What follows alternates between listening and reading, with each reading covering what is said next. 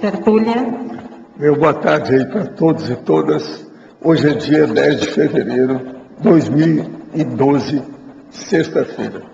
O verbete é de número 2204. Ele tem 4 páginas, 41 elogias e 14 máximos. Eu chamo a atenção que a divisão do detalhinho tem 11 máximos. O tema é etapa da consecução. A especialidade é autoproexogramologia. Definição. A etapa da consecução é a fase ou período exato, mais avançado, do autodesenvolvimento gradativo da própria vida intrafísica, aplicado ao desencadeamento das realizações da programação existencial, PROEX, da consciência lúcida, homem ou mulher. Agora, a progressão na vida intrafísica. Os primeiros sinais de Melinha alertando quanto às reciclagens prementes. A virada evolutiva com a retomada da tarefa. A fase existencial das realizações plenas. A automaturidade, a terceira idade, a dinâmica mental somática. A policarnalidade, a realização da obra-prima pessoal. O suporte da parapreceptoria de função. Na argumentologia tem a caracterologia, com 10 categorias de ocorrências evolutivas relevantes na vida da consciência intermissivista. Na remissologia dos 15 itens, nós destacamos 5 verbetes. Aceleração da história pessoal, deslanche existencial, mega empreendimento, momento da mega decisão e planejamento milimétrico. Frase enfática.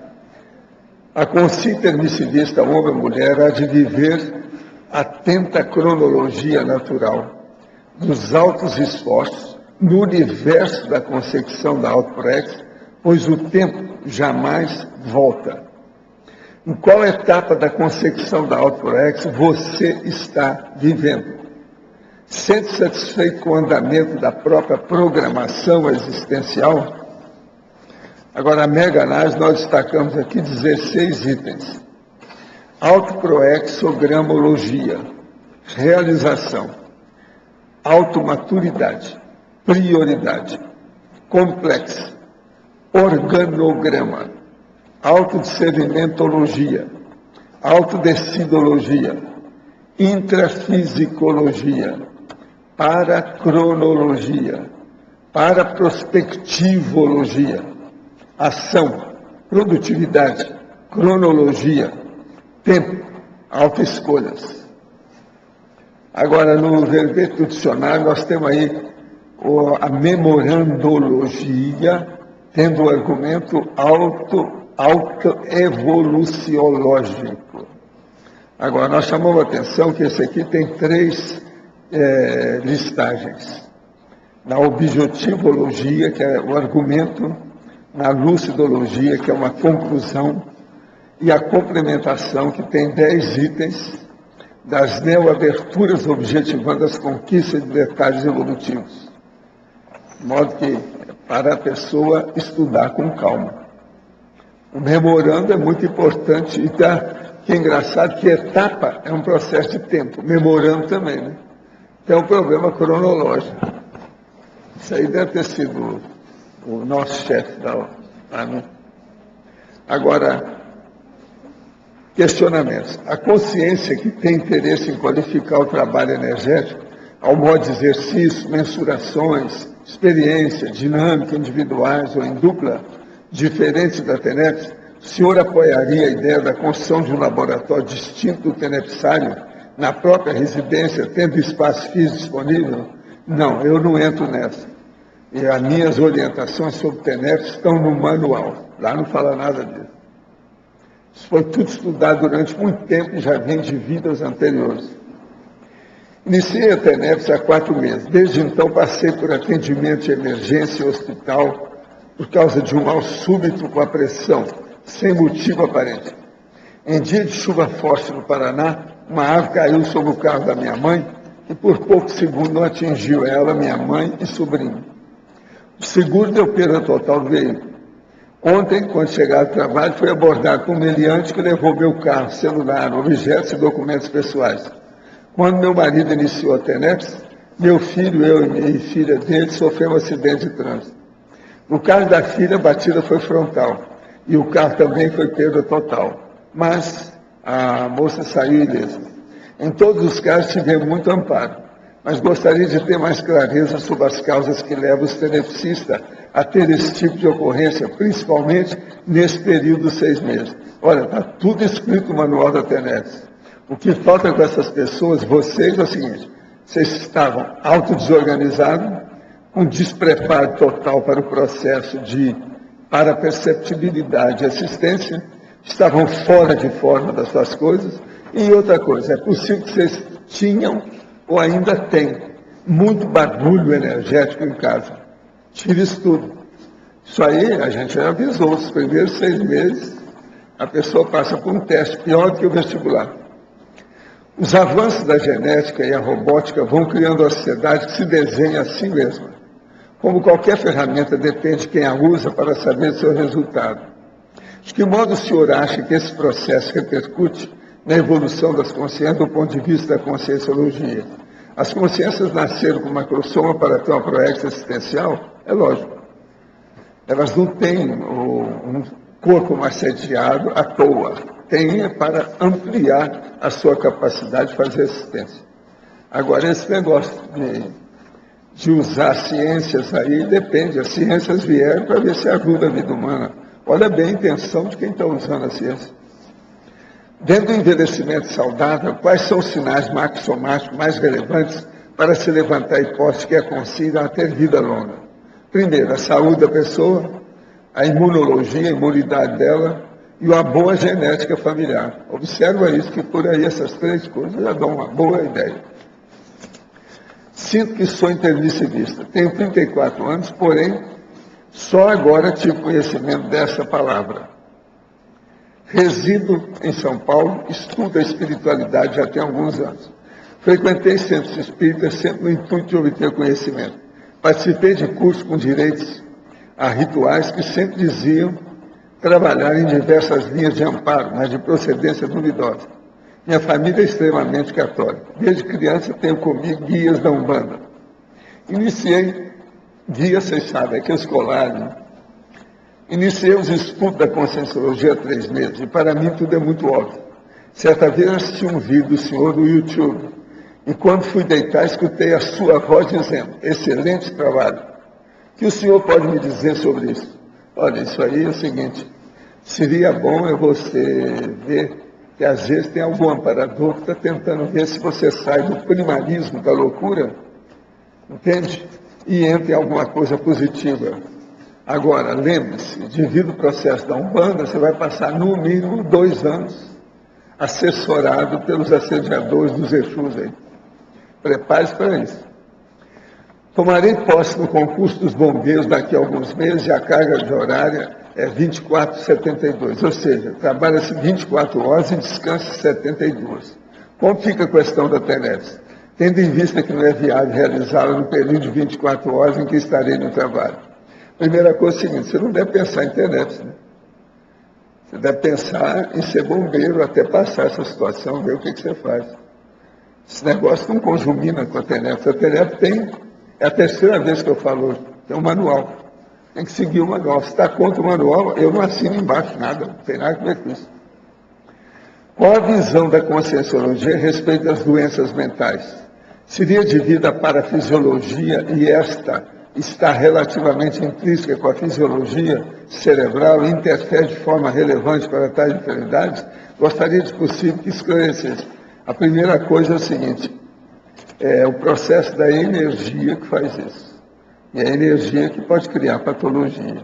Agora, ó, eu te aconselho uma coisa: você quer estudar mais? Entra na consciencioterapia. Entra como evolucionante, você vai aprender muita coisa. O EV pode causar autocombustão humana espontânea? E a vovozinha, como é que é? A sua vovó pode puxar o nariz? Olha bem, essa pergunta é cretiníssima. Para que é que foi feito o estado vibracional? É para evitar justamente uma combustão espontânea. É igualzinho o outro que perguntou para mim: se o anonimato do serenão é autismo. Eu falei, e a vovozinha, está bem em casa? Como é que vai? Agora, gente, eu estou aqui, são as chamadas perguntas cretinas, a gente responde com respostas óbvias. Tem muito disso. Existe aqui um negócio na internet que me deram sobre o processo da anti-educação que está ocorrendo no Brasil. Vocês já viram eu falar aqui que, em vez de Ministério da Educação, nós temos o Ministério da Anti-Educação no Brasil. Lançaram um livro para a pessoa não estudar direito, para falar a verdade, falar tudo errado e tal. Mas agora, ó, aqui tem um outro caso pior ainda desse tipo. O nosso amigo é físico, professor lá no Rio Grande do Sul. E ele é professor e vice-diretor de um colégio até estadual. Agora, apareceu então na aula dele uma aluna dessas turistas, que vai lá, etc, etc, só para fazer média social de vez em quando.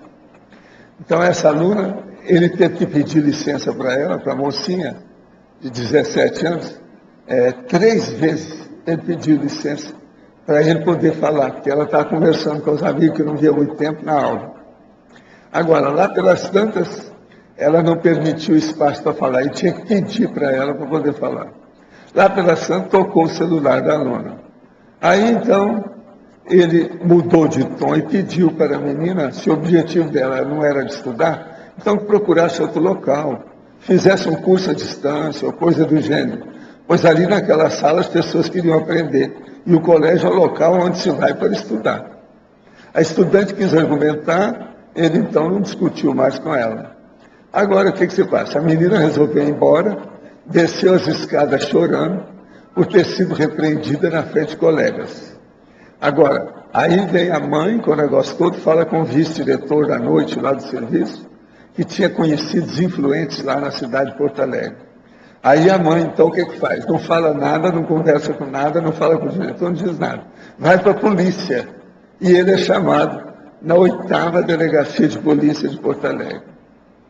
Com todos os esclarecimentos por ter constrangido uma adolescente. Constrangido, hein? Entre aspas. Uma adolescente de 17 anos. Agora, ele chegou, então, e fez esse desabafo aqui que eu estou escrevendo na carta. E ele falou, sinceramente, acho que é mais um professor que o Estado perde. Nossa fragilidade frente ao sistema, só agora que eu estou enxergando.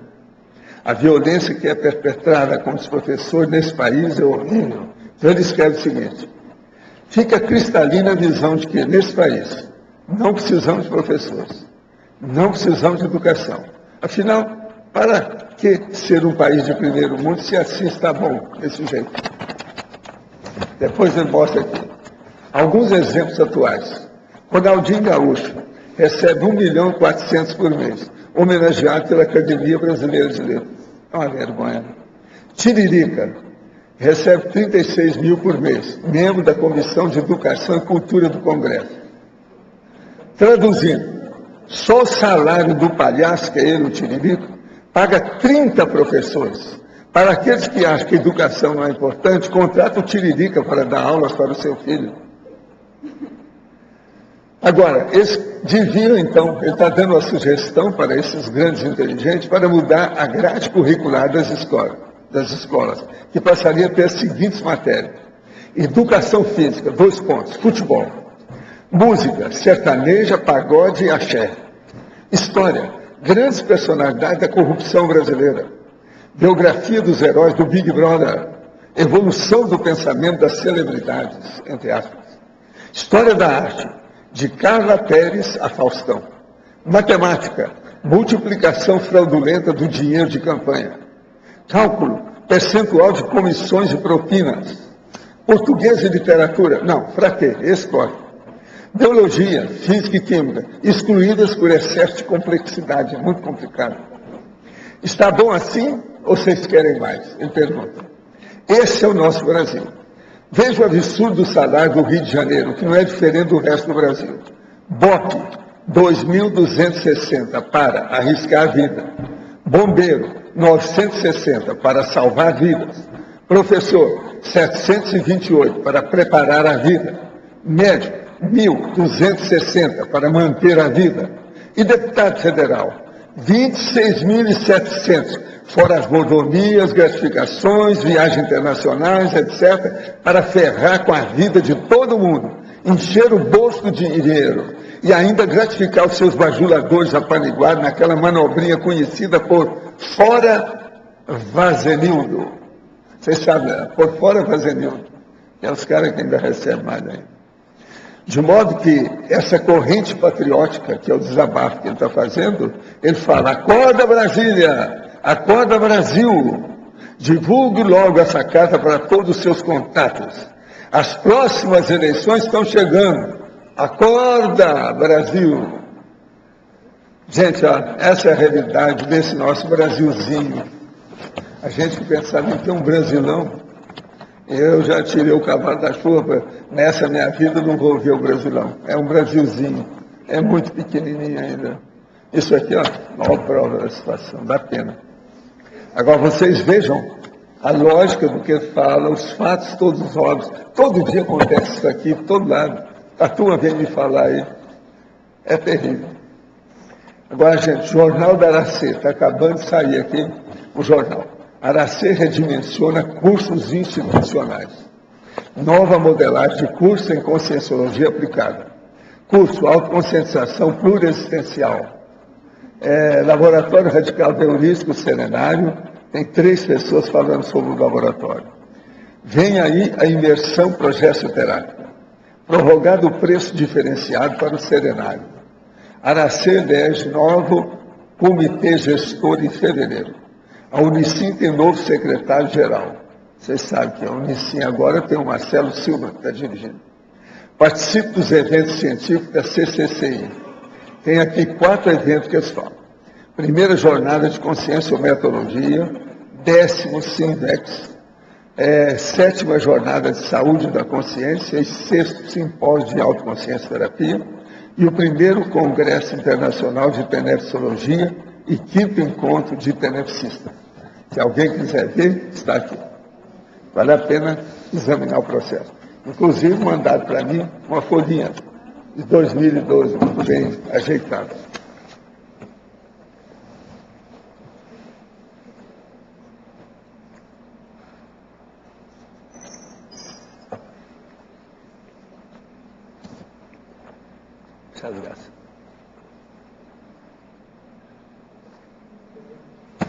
Agora aqui, quais os possíveis motivos de uma consciência que ressoma com dislexia? Quais trafalhos de patologia estão envolvidas? A primeira coisa é a genética. A genética familiar. Observe em primeiro lugar isso. Gostaria de saber se o que define por carência afetiva é uma necessidade que deve ser sempre suprida por afetividade? Ou a carência afetiva é uma espécie de infantilismo e egocentrismo? Depende da pessoa. Essa segunda parte é que acontece mais. Sou a solteira de ontem, de 25 anos, com risco, mania e distimia. Meu trafó é ser inteligente. Isso é. Normalmente não preciso estudar muito para tirar boas notas. Fui aprovado em concurso público para enfermeira antes de concluir a faculdade. Tenho força presencial e quando quero algo consigo, o desafio é manter o objetivo alcançado. Como superar essa situação? É possível, com esses traços, ter feito intermissível e ser inversora? Sim. Eu e meu namorado temos o mesmo perfil de risco mania. É possível construir um relacionamento maduro dessa forma? Sim. Um segura o outro, não deixa fazer besteira. Até porque não tem dificuldade para atrair pretendentes. O problema é antes esse está me aturando. Isso me surpreende. E o senhor poderia me dizer qual é o holopensene do Chile? Holopensene do Chile. Depende do que é, né? O negócio era conversar com a Grace, né? Para saber que ela já esteve lá. Olha aqui, ó, você é o seguinte, que tal você tomar vergonha na cara a respeito da sua riscomania e atender direitinho a evolução junto com esse seu namorado que está aguentando você? O que você acha disso? É um conselho de vovô aqui que está ajudando você, que tem só 25 anos. De modo que pensa nisso. Agora, ó, você já está sabendo, isso é risco-mania. Isso é doença, dá braba. No seu caso, então, ser muito consciente. Você está achando que você é inteligente? Uma pessoa risco-maníaca na minha terra não é considerada inteligente, não. Pode ser inteligente assim, uma fissura inteligente. Aconteceu algum milagre dentro de uma linha, uma fímbria, mas inteligência grande não tem, né? Risco Maria. E outra coisa, ela é totalmente confessa que é Risco Maria. Ontem, ao dormir, fui retirado do corpo e comecei a esterilizar a energia. Esterilizar. Está aqui escrito. Energia pela minha residência. Mas percebi que tinha um fogão bem, não sei o quê. Antigo como se fosse de lenha. Achei estranho, pois o mesmo não existe. Moro em uma casa tombada. Poderia comentar? Olha, aí casa tombada deve ter muita energia gravitante. Sem toda energia gravitante. Você deve ser boa na psicometria. É bom você estudar isso. Você, tá? É uma senhora isso aí. O que o senhor sabe a respeito da miopia e da paragenética? O que pode significar um alto grau de miopia nesse novo som? É aquilo que está falando. Em primeiro lugar, é genética. Não é só a paragenética, não. Precisa ver a genética. Agora, aí tem processo de parto, uma série de condições, o problema da pessoa não saber usar os olhos direito, ficar no escuro, forçar muita barra, isso tudo pode dar processo de miopia. Mas quase sempre o processo é genético, como eu falei, a genética familiar. O EV pode causar autocombustão espontânea? Não, isso aqui eu já respondi. O que é? A pessoa está repetindo. É a vovozinha, não pode não. Essa pergunta eu acho cretina. O EV, estado vibracional, foi feito para fazer assistência. Agora ele vai causar um fogo e queimar a pessoa toda? Só se for com você, você está fazendo alguma besteira. Conosco não tem disso, não. Pode falar. Professor, na parafatologia, na última linha, o suporte da parapreceptoria de função. A parapreceptoria de função existe, são os parapreceptores quando a pessoa avança muito no processo da assistência. Por exemplo, dentro da TENEPS, dentro de um problema, por exemplo, da UFIEX.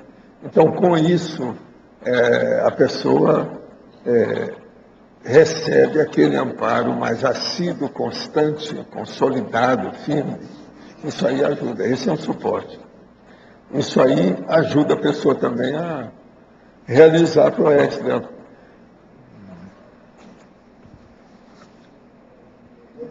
Não estando ainda fazendo esse tipo de assistência, por exemplo, no meu caso, né, que eu estou iniciando, existe essa parapreceptoria no entendimento das coisas.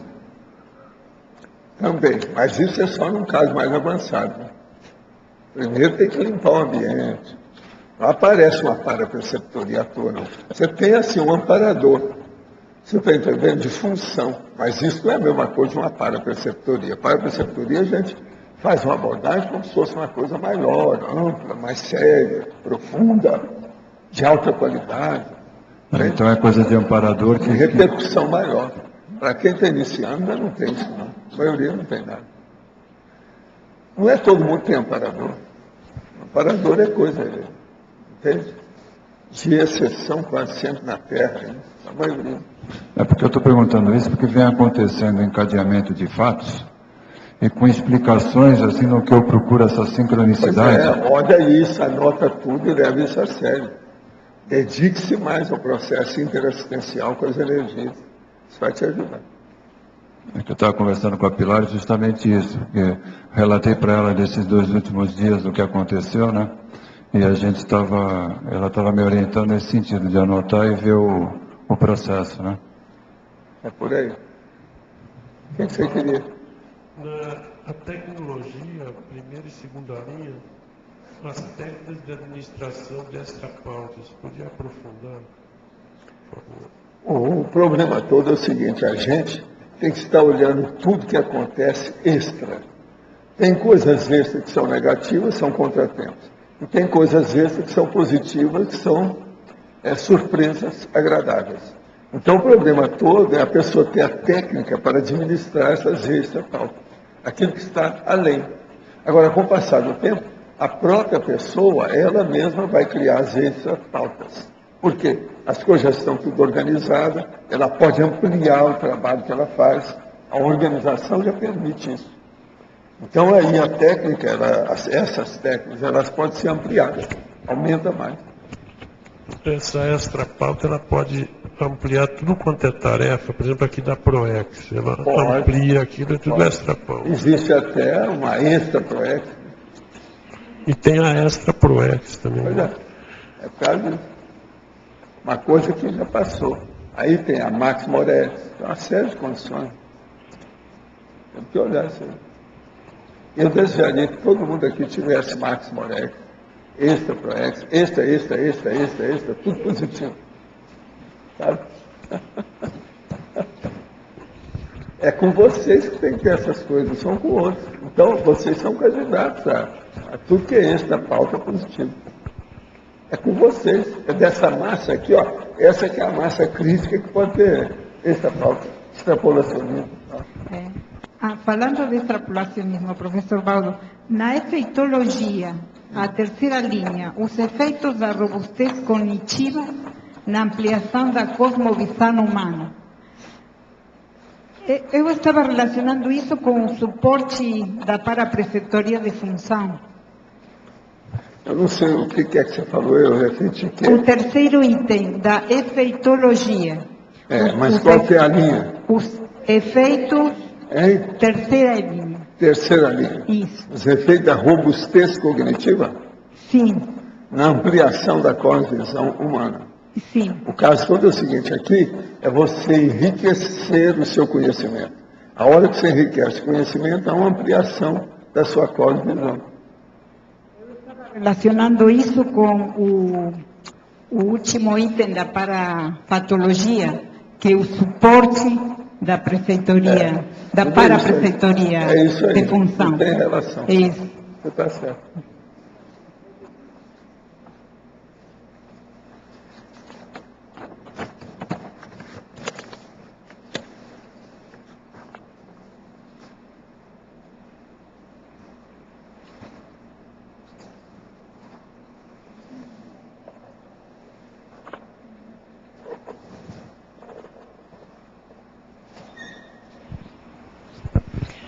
Guarda, aquí en el B,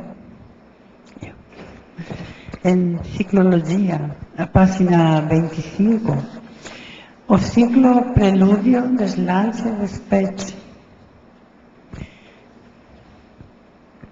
¿Podría clarear?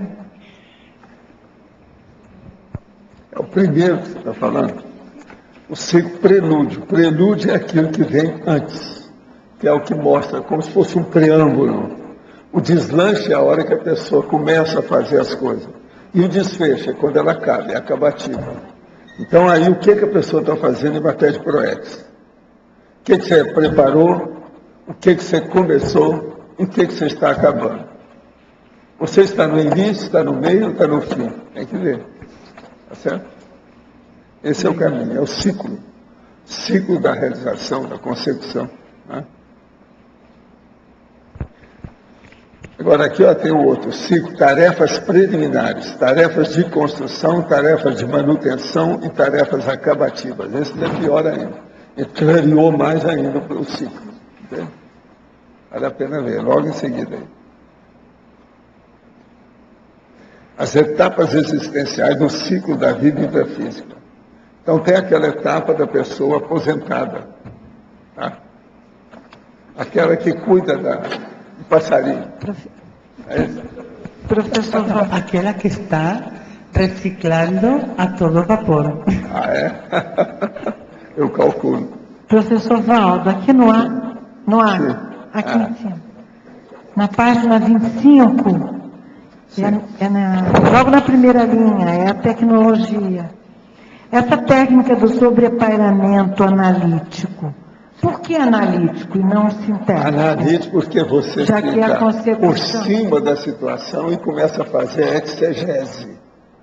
Mas já é a consecução, já é o fechamento, né? Aí depende de você.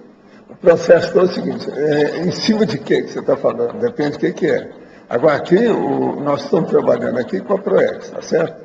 Então pensa bem, o negócio, o tema é etapa da consecução da ProEx.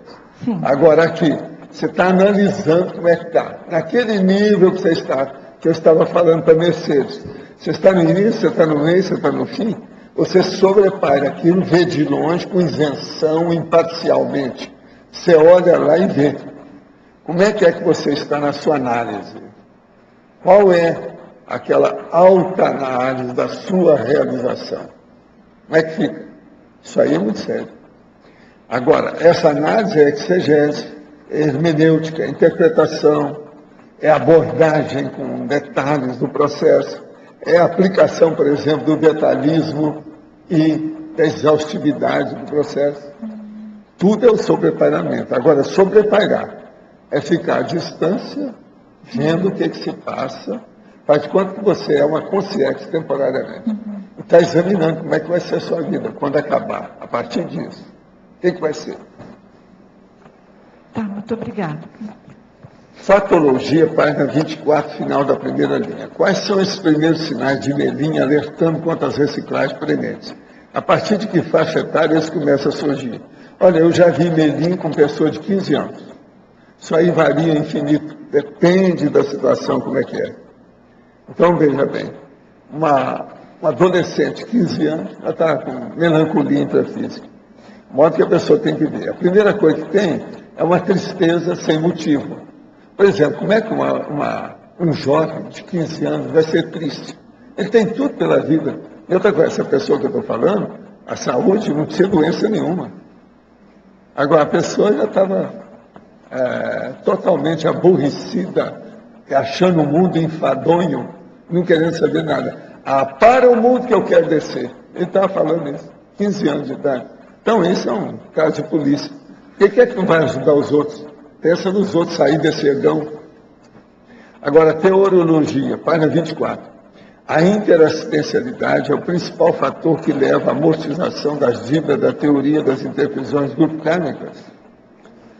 Para amortizar, a melhor coisa que tem é a interassistencialidade. Agora, o processo é a intercompreensão, né, entre as consciências. Isso é que acaba com a interfusão.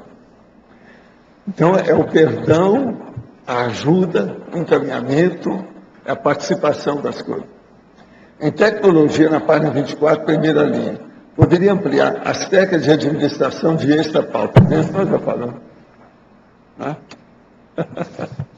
Repetiu aí o seu. Professor, Sim. aqui no ar, Sim. na página 25, antagonismologia, o antagonismo, projeto, realização. Poderia aprofundar? O problema todo é o seguinte, há um antagonismo entre o projeto e a realização. O projeto, às vezes, é apenas uma teoria e a pessoa fica só na teoria. Quando vê, chega de soma, ela não pode fazer nada na realização. De modo que a coisa mais séria é realizar. Começar até que também é fácil, mas dá para trás. Então, o problema todo é a concepção. Por isso que ele está falando aqui. Esse verbete é etapa da concepção. É execução, é a hora de realizar, a hora de fazer. Então é a hora de suar sangue. Mas o projeto, às vezes, não pode ser o início da etapa da concepção? Ou O projeto é sempre Geralmente... projeto. O projeto ainda não tem realização de nada. Projeto é hipótese, é teoria, é imaginação, é elucubração, é você pensar. Isso não resolve. Queremos ver é um negócio construído. Não adianta nada. Projeto é uma coisa também que é instável. Você nunca tem um projeto ainda definitivo, total. Pode receber muita alteração, muita coisa. Entende?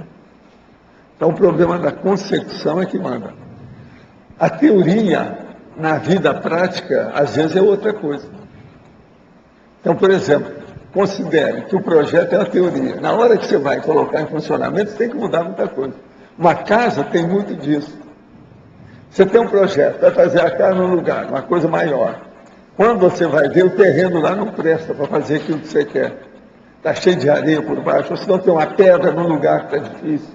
É uma série de surpresas desagradáveis em qualquer coisa que a pessoa faz. Uma planta baixa de situação da casa, nunca você pode confiar em nada. Tem que ver o que vai dar depois daquilo, o local que está. Não tem jeito. Val, Isso é comum. aí dá para falar que o curso intermissivo é um projeto, que a concepção da PROEX é a realização, É, mais ou menos. até um certo ponto é isso. Vamos pensar bem como é que é. Vou fazer uma por atacado, pode?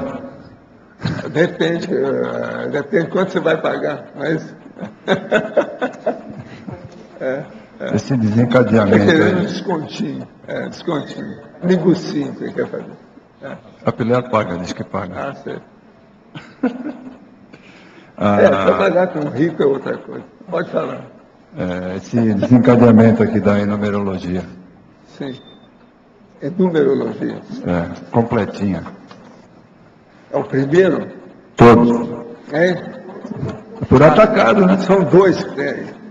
O holopenseiro potencializado, o campo energético montado, o trabalho esquematizado, a proficiência adquirida, material angariado, instrumental providenciado, o plano bem estruturado.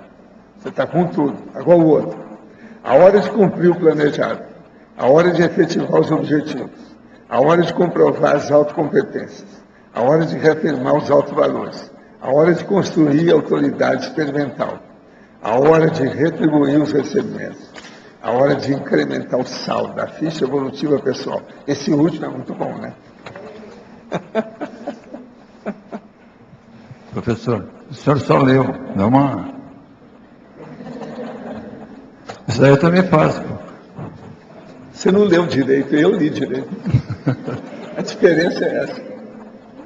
Então, já que o Se senhor você leu... tivesse lido direito, você não ia fazer pergunta. Então, mas já que eu fiz a pergunta, o senhor me explica. Pois é, eu li direitinho, pra você entender. Eu acho que está tão explícito. A numerologia a gente não precisa explicar. Mas justamente por isso Pois que eu ela tem perguntei. uma fase, é só ir seguindo os pensamentos. Então, eu aprendi isso que eu estou Há um fazendo processo de presente. entrelinhas. A gente fala nas entrelinhas aí. Mas dá uma esclarecidinha, dá uma colher de chá. Sou novo. O problema eu posso fazer assim. Tenha vergonha na cara. É o resumo de tudo isso. Pô, assim- Olha bem o que você vai fazer com bastante vergonha na Assim cara. não é incentivo, Você né? vai bem. Assim não é incentivo, não. Né? Agora, veja, ele não é mais, não tem a síndrome de abstinência.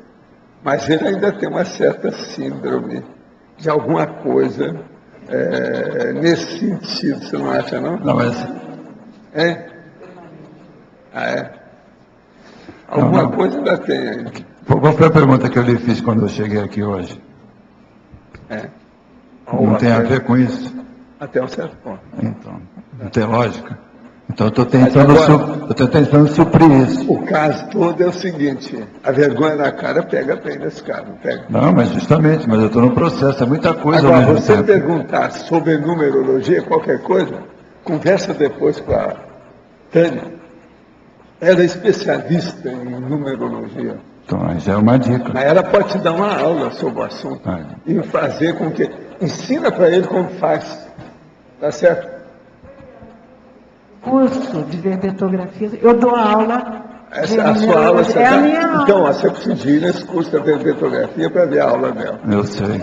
Que assim você não vai nunca mais perguntar. Você vai dar aula sobre o assunto de numerologia. Não, mas você já deu uma boa dica, já indicou a Tânia. Pois é. Não, já melhorou. É alguma coisa, né? Então. Estou satisfeito. Mas vê a coerência. Eu vou cobrar o dobro. Mas vê a coerência da Estou pergunta dando que eu fiz. indicação também, além da receita, indicação. Curso, etc. Isso é muito sério. Tá? Para a gente rica, isso aí não tem problema. Mas presta atenção na coerência que eu fiz a pergunta para o senhor antes de começar a tertúlia e agora o senhor está me dando um caminho, aí sim. Ah, sim. Quer dizer que nós estamos coerentes, eu e você. Não, eu espero é o seguinte, tem uma coisa que eu ainda não pedi. Eu posso pedir uma coisa? Amém? Pode. Se você Quer tiver ver o meu alcance. Cadê o verbete? Meu verbete? Está na revisão. Pois é. Então vamos ver isso. Isso aí é que é o mais próximo agora. É que eu não fiz o curso, não é verba. Já deu para você, claro. Agora, Pilar, o seu pupilo, ele é um pupilo seu, né? Porque eu estou vendo que todo dia você orienta o cara aí, tá uma fera. Vamos ver o dia de defesa do verbete, que vai sentar aqui na frente.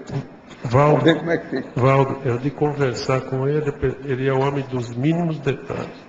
Ah, é? Não é bom, faz mais Isso é bom, perguntas. isso é bom. É a técnica do detalhismo. Isso aí é importante. Obrigado, Arlindo. Vamos apertar o homem. Depois te passo o café, eu pago um cafezinho ali. Agora, ele tem uma panca assim de carioca, não tem? Mas eu sou santista. Não, mas é uma panca de carioca. Talvez a influência do mar. Né? O mar do Rio foi para Santos, desceu. Professor, pega aqui em cima, no ar. Como é que é essa banca de carioca? O senhor pode detalhar como se caracteriza, qual é a... O carioca? O Carioca tem aquilo que ele chama de manemolência. É o jogo de cintura. É o cara que sabe rebolar. E sem mostrar. Esse que é o carioca. Agora, ele é assim. Olha o jeitão dele sentado. Olha lá, a panga dele agora. Panga de carioca. Você entendeu? Largadão. É a vida. Agora, o vinho, cada energia da paisagem, cria essa personalidade do carioca. É o povo mais alegre que tem no Brasil, o carioca. Isso é muito sério. Não fica pensando que é o baiano, que não é. O baiano grita. Agora o carioca ri. É diferente. Entende? Aqui em São Paulo, o pessoal de Santos é considerado acariocado também. É verdade. O malandro lá em São Paulo? Em São Paulo. Santos. O pessoal de Santos é considerado por isso ele malandro. é meio acariocado. Mas você veja, antigamente, na década de 60, eles achavam aquilo, eu já falei isso aqui uma vez, dentro da indústria, comércio, mas principalmente na indústria, eles consideravam que um operário paulistano equivalia a 4 cariocas e 10 baianos. Por aí vocês já têm uma ideia. Agora vejam, o povo vinha falar isso, eu falei assim, não, mas naquela ocasião a gente falava, hoje não pode falar isso, mas que o paulista era assim por causa da poluição, que ele era obrigado a ficar mais quieto, tal, não podia sair, não tem lugar para ir. Vai aonde? Se você sai de carro, você fica na rua, dentro de um congestionamento que às vezes são 30 quilômetros de congestionamento. Estou falando por baixo, hein? Às vezes o negócio vai mais do que isso. Já teve dicas de falar que chegou a 100 quilômetros, né, de congestionamento. Isso é uma loucura. São Paulo saindo dali, 100 quilômetros de congestionamento. Agora, então é isso. Mas agora, por exemplo, o Rio está mais poluído que São Paulo, eles estão falando agora. Então, tudo é possível. Né? Agora, com essa panca de carioca, ele vai longe. Aqui, ó, apenas você não está vendo aqui, ó. Está vendo? Não, mas vê aí, ó, vocês do estúdio, mostra o homem da cabeça aos pés. Vou corrigir. Olha lá, olha a panca. Já foi. Olha a panca. Olha, o negócio é carioca, 100%. Aqui no ar. Sim. Primeiro, deixa eu você falar direito a cidade, que é Santos. O quê? O Santista, ele fala Santos. Ah, é? Eu conheci, eu estudei Santista, com na muito minha Santista. terra, o nome que eles gostavam de chamar os alunos de Santos que iam estudar em Uberaba era peixeiros. Eles ficavam danados daquilo. Tudo quanto era, não, isso aí é peixeiro. Pronto, eles ficavam, dava briga quando chamavam o Santista de peixeiro. É a cidade dos canais. Você sabia disso? Não, agora a cidade da poluição lá, daquele lugar perto dos morros lá, que não é fácil, né? Eles andaram arrumando, mas ainda não arrumaram. Já melhorou, mas ainda tem melhorou. poluição, né? Melhorou o Cubatão. Professor, se o senhor passar em Cubatão à noite, tiver um pouco de luminosidade assim, lembra muito a Bratosfera aquilo lá. É sério.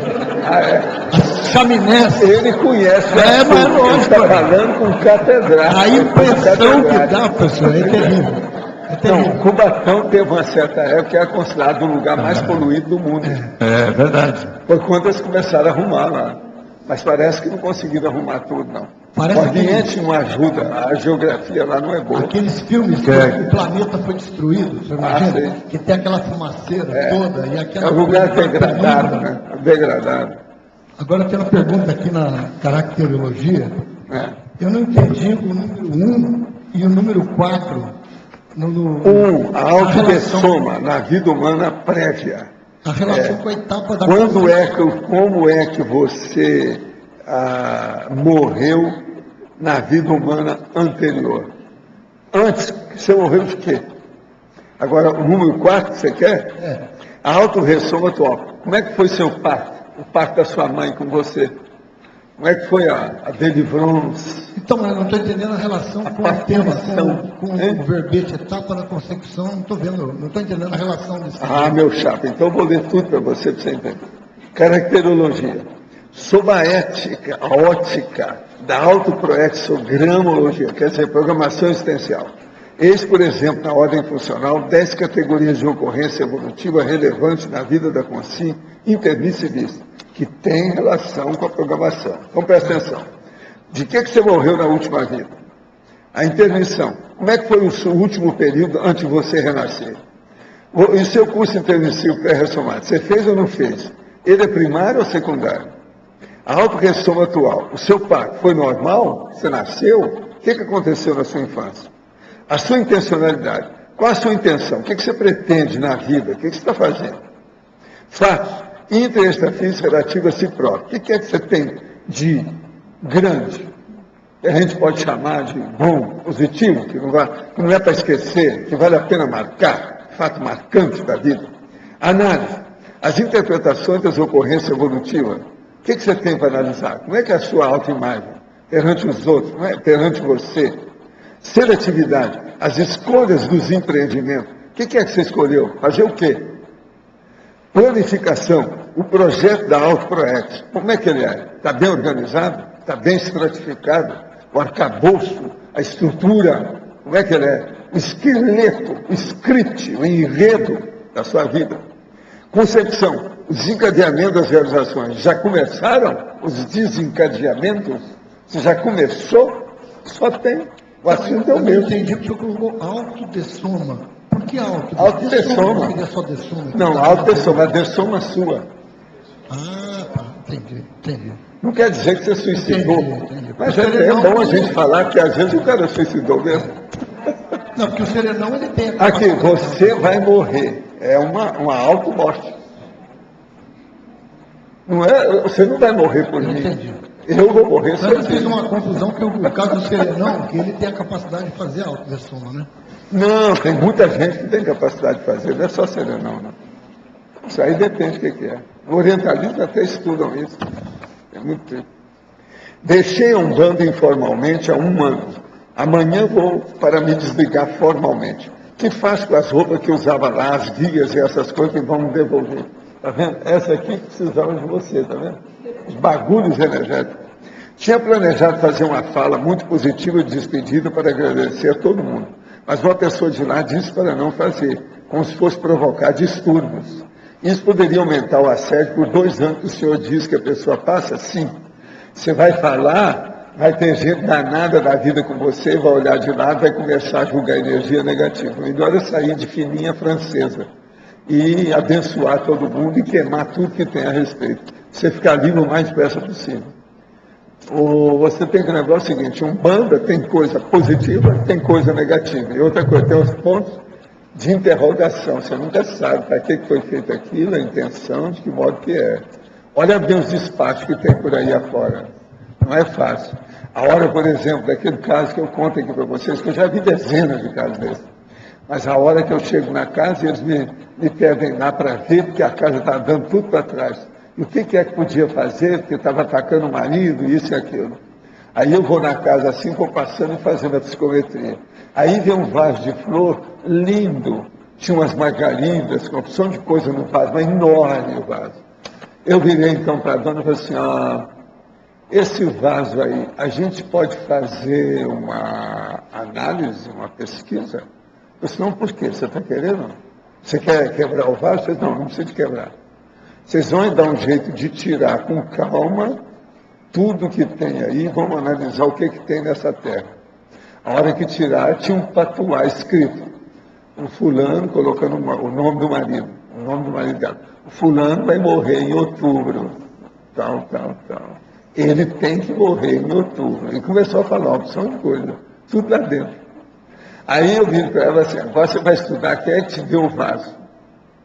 O que aconteceu depois com isso? Como é que foi? Agora, veja, Umbanda. Agora, então, veja, como é que faz? Li um manual da internet e, pelo que li, terei 50% de eficiência nessa assistência. O fato é de não ter local específico para isso. Minha casa é pequena e não tem como construir um local para isso. Como poderia adaptar essa estrutura? Não, o problema é o seguinte, você pode fazer no seu quarto, desde que você limpe o quarto e que não fique ninguém lá dentro. Nem o cachorro não pode entrar. Olha bem. Efeitologia, página 25, segunda linha. Como funciona o efeito do tempo no holossoma? Há envelhecimento e desgaste do psicossoma e do mental soma? Não. O problema todo é ver se a pessoa fica com lucidez ou não. Porque o problema de cada um de nós é manter a lucidez. Isso é que manda. Tempo é secundário. Lucidez é importante sempre. Estou há um ano vivenciando um conflito interno e gostaria de sua ajuda. Minha família sempre viveu da pecuária e agora está chegando o momento de começar a ajudar meu pai com os negócios. Entretanto, uma parte de mim não gosta da ideia de continuar criando e vendendo esses animais, enquanto outra parte entende que todo esse processo servirá de alimento para outras pessoas, que esse processo já existe há milhares de anos. Sim, isso é invernista. Eles querem que você seja invernista. É a turma de Uberaba. Estou certo em ter esse receio, estarei prejudicando a evolução de outros seres? Olha, agora eu vou me colocar na sua posição. Se eu tivesse a sua posição, eu cortaria isso fora imediatamente. Porque uma pessoa, a hora que vai ser invernista, assim, por herança do pai, da família, ela não pensa nisso negativo. Ela já está totalmente enrolada com aquilo. Se você não está enrolado, é porque você não deve participar disso. Você está aí para dar exemplo, que a gente tem que ser contra esse negócio de matar animal. A matança é violenta. Isso é invernista. Você sabe o que é invernista? A profissão do invernista.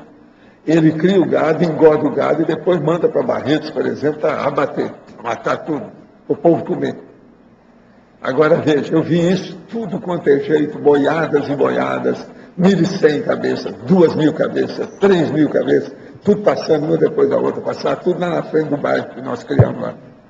Isso tudo, Uberaba é lugar dos invernistas, onde tem mais no Brasil. E outra coisa, tudo lá passava para ir para Barretos, que é a cidade onde tem aqueles rodeios, etc., tal, que mata todo mundo, tudo quanto é bicho. Então, o que indicaria que a pessoa está lá para dar exemplo é quando ela se questiona dentro da situação. Se ela não tivesse preparada, ela nem ia pensar, já não, se envolveria. Ela não ia pensar porque ela está tão envolvida, mas agora, se já começou, porque já está começando a se pensar. Deu conta, seria... às vezes. Exato. Seria um indicativo que ela deve reagir e cortar. Eu, no caso dele aí, não entraria de modo algum nessa. Não interessa. Vai engraxar sapato, vai viver debaixo da ponte, mas não faça isso. Matar os outros não vale a pena, ainda mais bicho. Que é isso? Tudo é primo. Já pensou matar aquele monte de vaca lá? No Uberaba você via o gado todo passando. É invernista. Ele engorda o gado. Entende? É terrível. Não teria justificativa, né? A pessoa se deu conta, se entrar por autocorrupção. Lá em passar muita gente que vinha de Goiás. O estado de Goiás é que tinha mais invernista. Então passava, rodava o Triângulo Mineiro para ir para São Paulo. Nós vimos lá, tem aqueles catálogos, né, com livros sobre boi. Agora, ali vinha Nelore, Guzerá, tinha tudo quanto é jeito, Curraleiro, os nomes todos, né, do gado. Eu vi tanta coisa, atingi tanta gente, o cara é doido com isso. Não, caramba.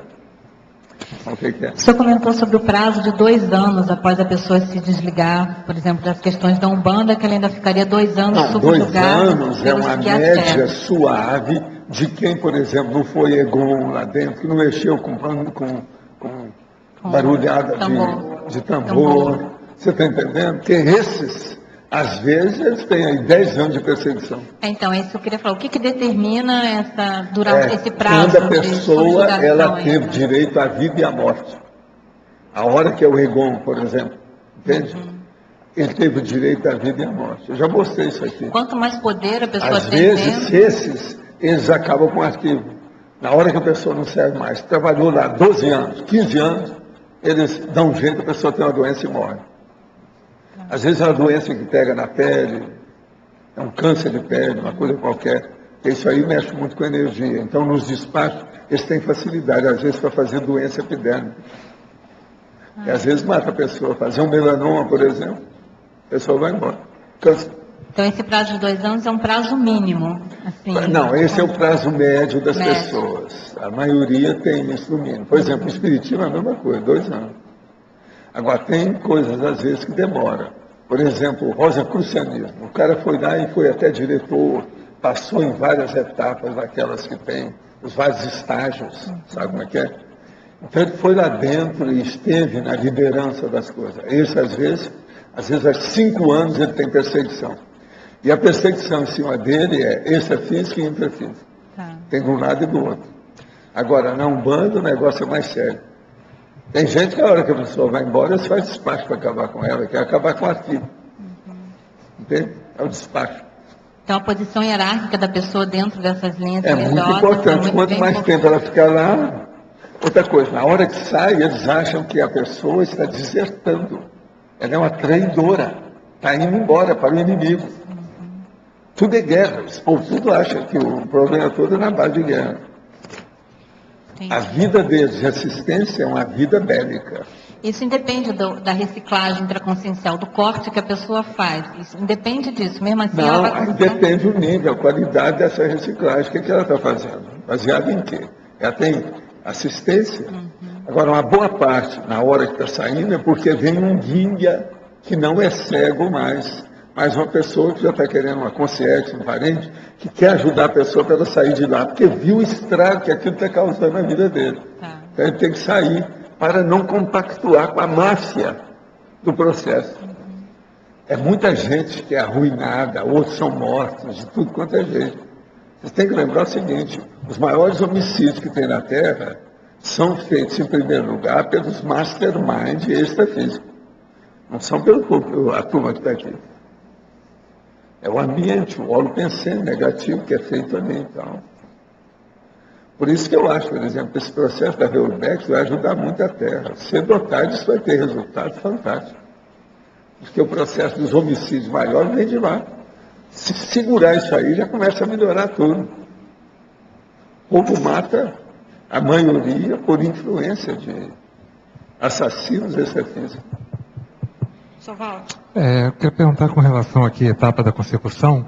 Por exemplo, um inversor, pode ser que ele até antecipe essa etapa dos 35 anos, né, da execução da Proexis. Como é que a gente começa a ver se a pessoa já está mais para a consecução do que para a preparação? Às vezes a pessoa hora que ela já preparou tudo para realizar aquilo, né?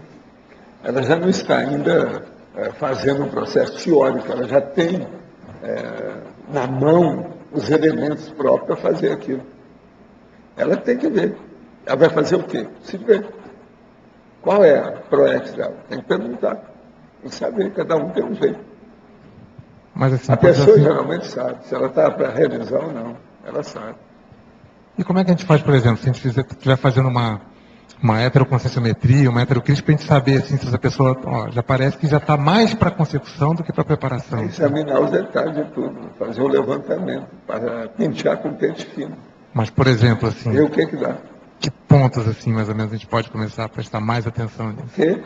Que pontos, assim, mais especificamente, a gente pode prestar mais atenção? Ver o que ela tem que pode fazer em favor dos outros. Seja do ponto de vista de esclarecimento, de algum modo. O que é que tem? Olha aí. É ver com ela o que ela tem. Outra coisa, todo mundo pode ajudar os outros. Não tem ninguém que não possa. Uma pessoa cega, que não sai do lugar, ela pode conversar com os outros, fazendo dar exemplo fantástico. De calma, tranquilidade, conhecimento. Todo mundo pode ajudar os outros. Até os inválidos.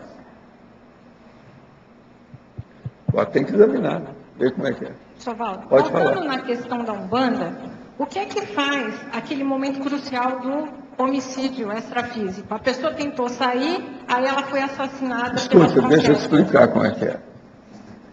Quem mexe com o processo de despacho, seja na Umbanda, na Quimbanda, nos catimbó da vida, essas coisas todas, é o seguinte: uma pessoa tem um interesse, ela arranja alguém para ajudá-la naquele interesse.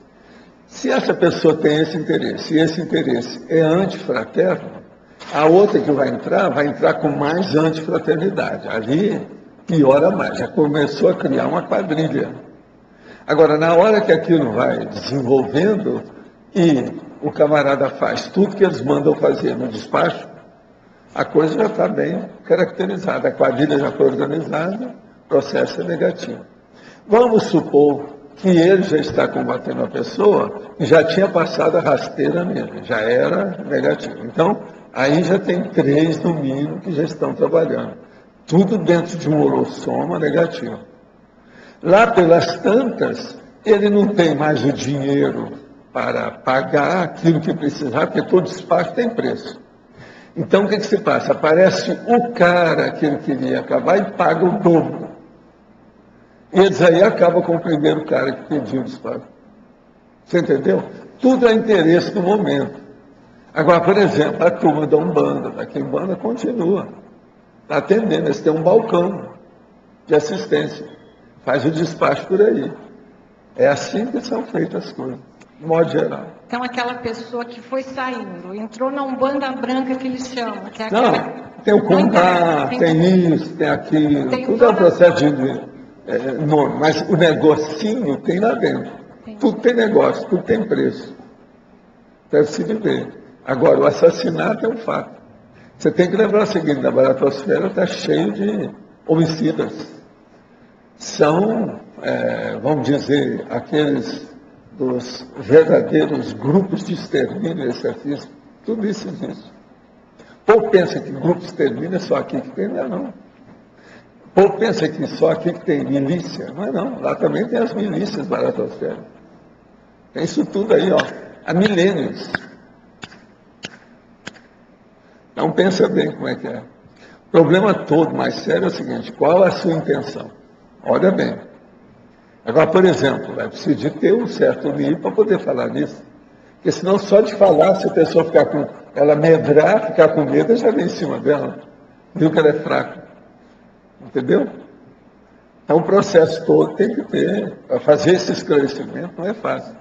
Na hora que a pessoa que foi assassinada chegou no extrafísico, qual que é a tendência? O que vai acontecer? O que faz? Não, ele já chupa a energia dela enquanto ela morre, no corpo dela, depois que ela dessoma. Tudo que acontece, eles fazem tudo que pode.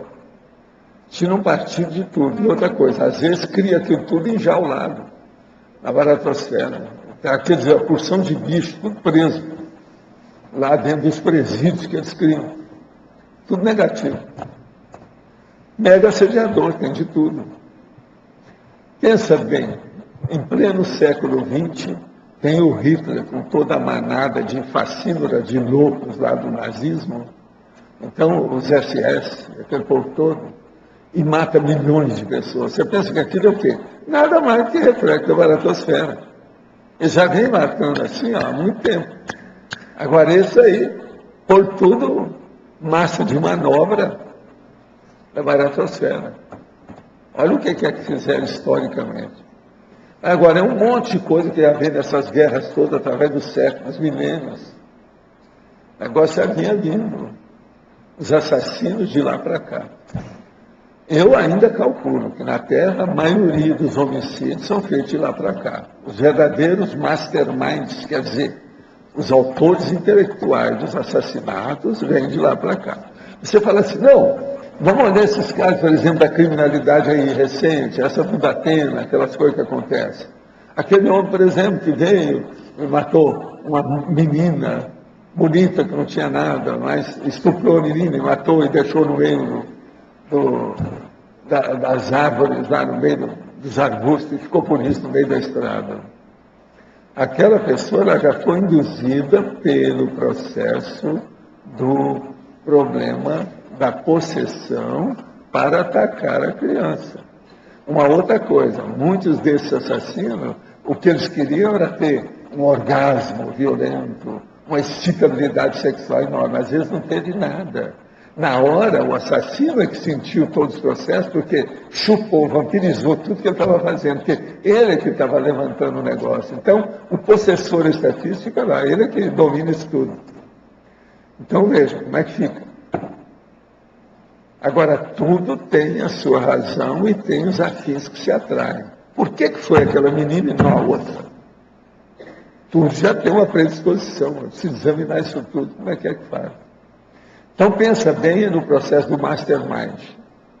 A mente mestra, aquela que domina o resto, aquele que planeja o processo, estuda bem para o processo. É muita gente pensando mal de lá para cá. Por isso que a Reordex e o Master estão limpando justamente isso aí. A criminologia intrafísica nem chegou perto disso ainda. Não, a criminologia, então, veja, fica tudo superficial, eles minimizam as coisas, fazem o processo edulcorado, passa por cima. Você não vê, até o Supremo Tribunal faz isso, a situação toda. Agora, eu estava olhando que parece que faz 2 dias, a lei lá da proteção das mulheres, eles agora podem fazer sem precisar da mulher reclamar, não é isso? Da denúncia. Então faz direto. Isso aí é bom. Isso aí é uma boa coisa. Vamos ver, né? Eu estou torcendo para a jurisprudência brasileira melhorar. Pelo menos um pouquinho, nós já merecemos. Não, o Brasil já merece. Tem tanta gente inteligente nesse país. Mano. Professor, em cima disso que ela está falando, só para pegar o gancho, aquele rapaz no Rio que matou aquelas crianças na escola, você lembra dele que entrou na escola? O rapaz que tinha... matou 10 lá. Que entrou. Sim. Também foi comentado isso na época, que aquelas crianças foram escolhidas por alguma razão. Não tem uma aleatoriedade nesses casos, né? Com certeza tem... Não, ali é o seguinte, aquele que está mais predisposto leva a bala. No meio do povo. Então não tem ali... Olha, tem uma história que eu sempre conto, que é o seguinte, que isso aí eu vi como é que era. Tinha uma casa que eles tinham mostrado que era uma tapera, que aquilo poderia cair. Então eles falaram, não entre aqui, porque senão pode desabar em cima de você. Entrou uma pessoa que era bem assistida, olhou tudo, tirou umas coisas e levou, não aconteceu nada. Entrou uma outra também que era bem assistida, foi lá para examinar, viu que não interessava, caiu fora. Entrou um cara que era mal assistido, que estava com má intenção, e o negócio dele negativo, que já vinha de trás, tudo desabou, matou o cara na hora. Então, tudo depende da predisposição do povo. Então, por exemplo, uma menina, se ela foi vítima, tem sua razão de ser. Ela tem alguma culpa no cartório. Uma pessoa que é bem assistida, mesmo assim numa condição, ela não vai ser sorteada para entrar num processo de estupro e de assassinato. Está entendendo? Ela é bem assistida. Ou seja, aquela teoria da bala perdida, então não existe nada de perdida. Não, a bala perdida sempre existe com o processo certo. Por exemplo, aquela criança que eu já escrevi sobre isso, que os caras estavam na igreja e estavam esperando lá o negócio para crismar e batizar, não sei o quê. Então, no meio, a igreja cheinha, e a criança estava na mão da mãe dormindo, recém-nascido. Agora, deram um tiro lá fora, chamou a atenção daquilo, foram ver o que era.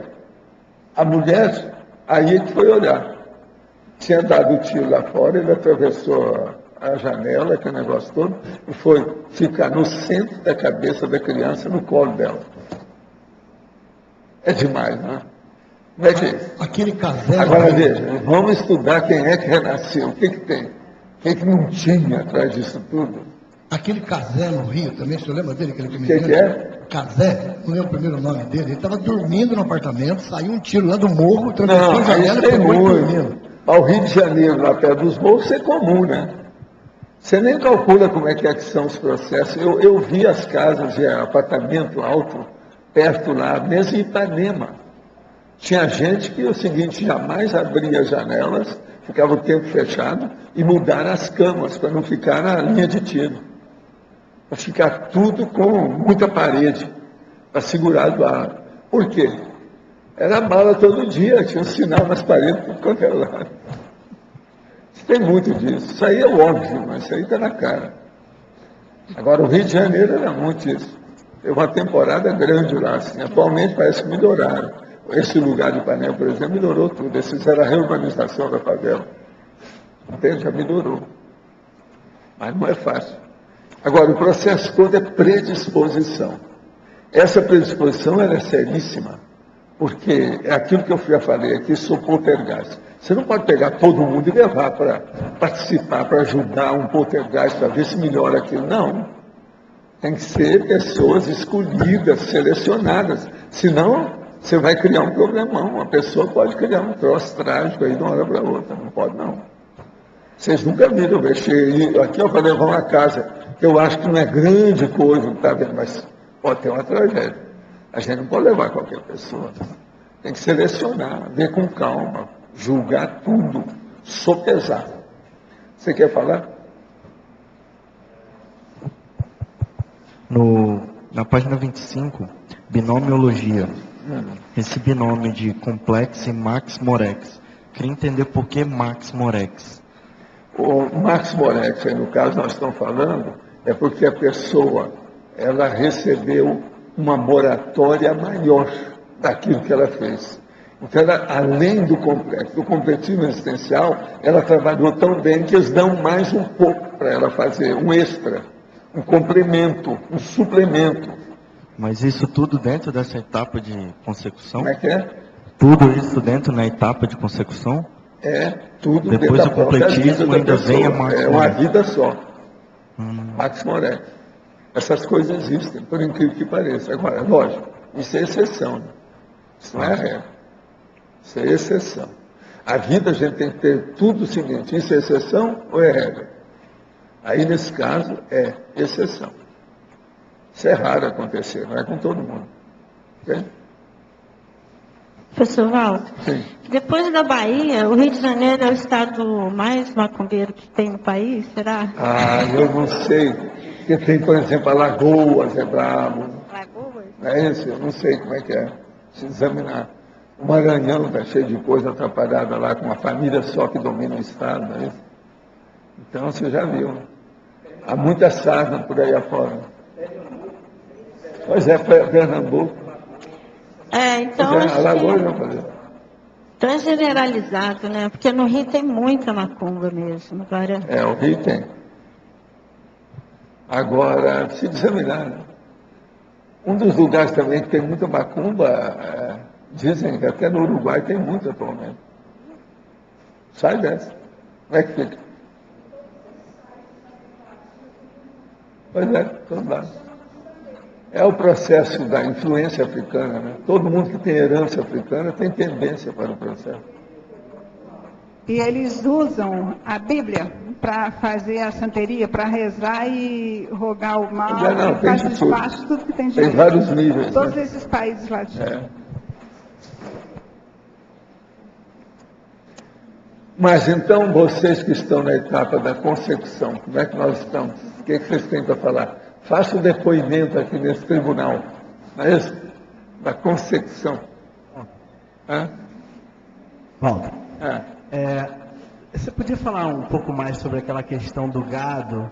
Você comentou, né, do gado para fazenda, gado para o Melódio, lá para baixo. Você não sabe como é que é o negócio de invernismo, ou invernista? Não, então, eu pergunto o seguinte, porque tem várias fazendas que o pessoal trata o gado, tem os pastos lá, e aquilo lá é destinado para abate, para alimentar. Pois é, invernista, esse que é invernista. Ele cria aquilo para depois levar para o abate. Isso que é invernista. Então, ele combate o ser subhumano e vive daquilo. Agora, o negócio é tão bravo que existe uma superstição muito grande entre eles.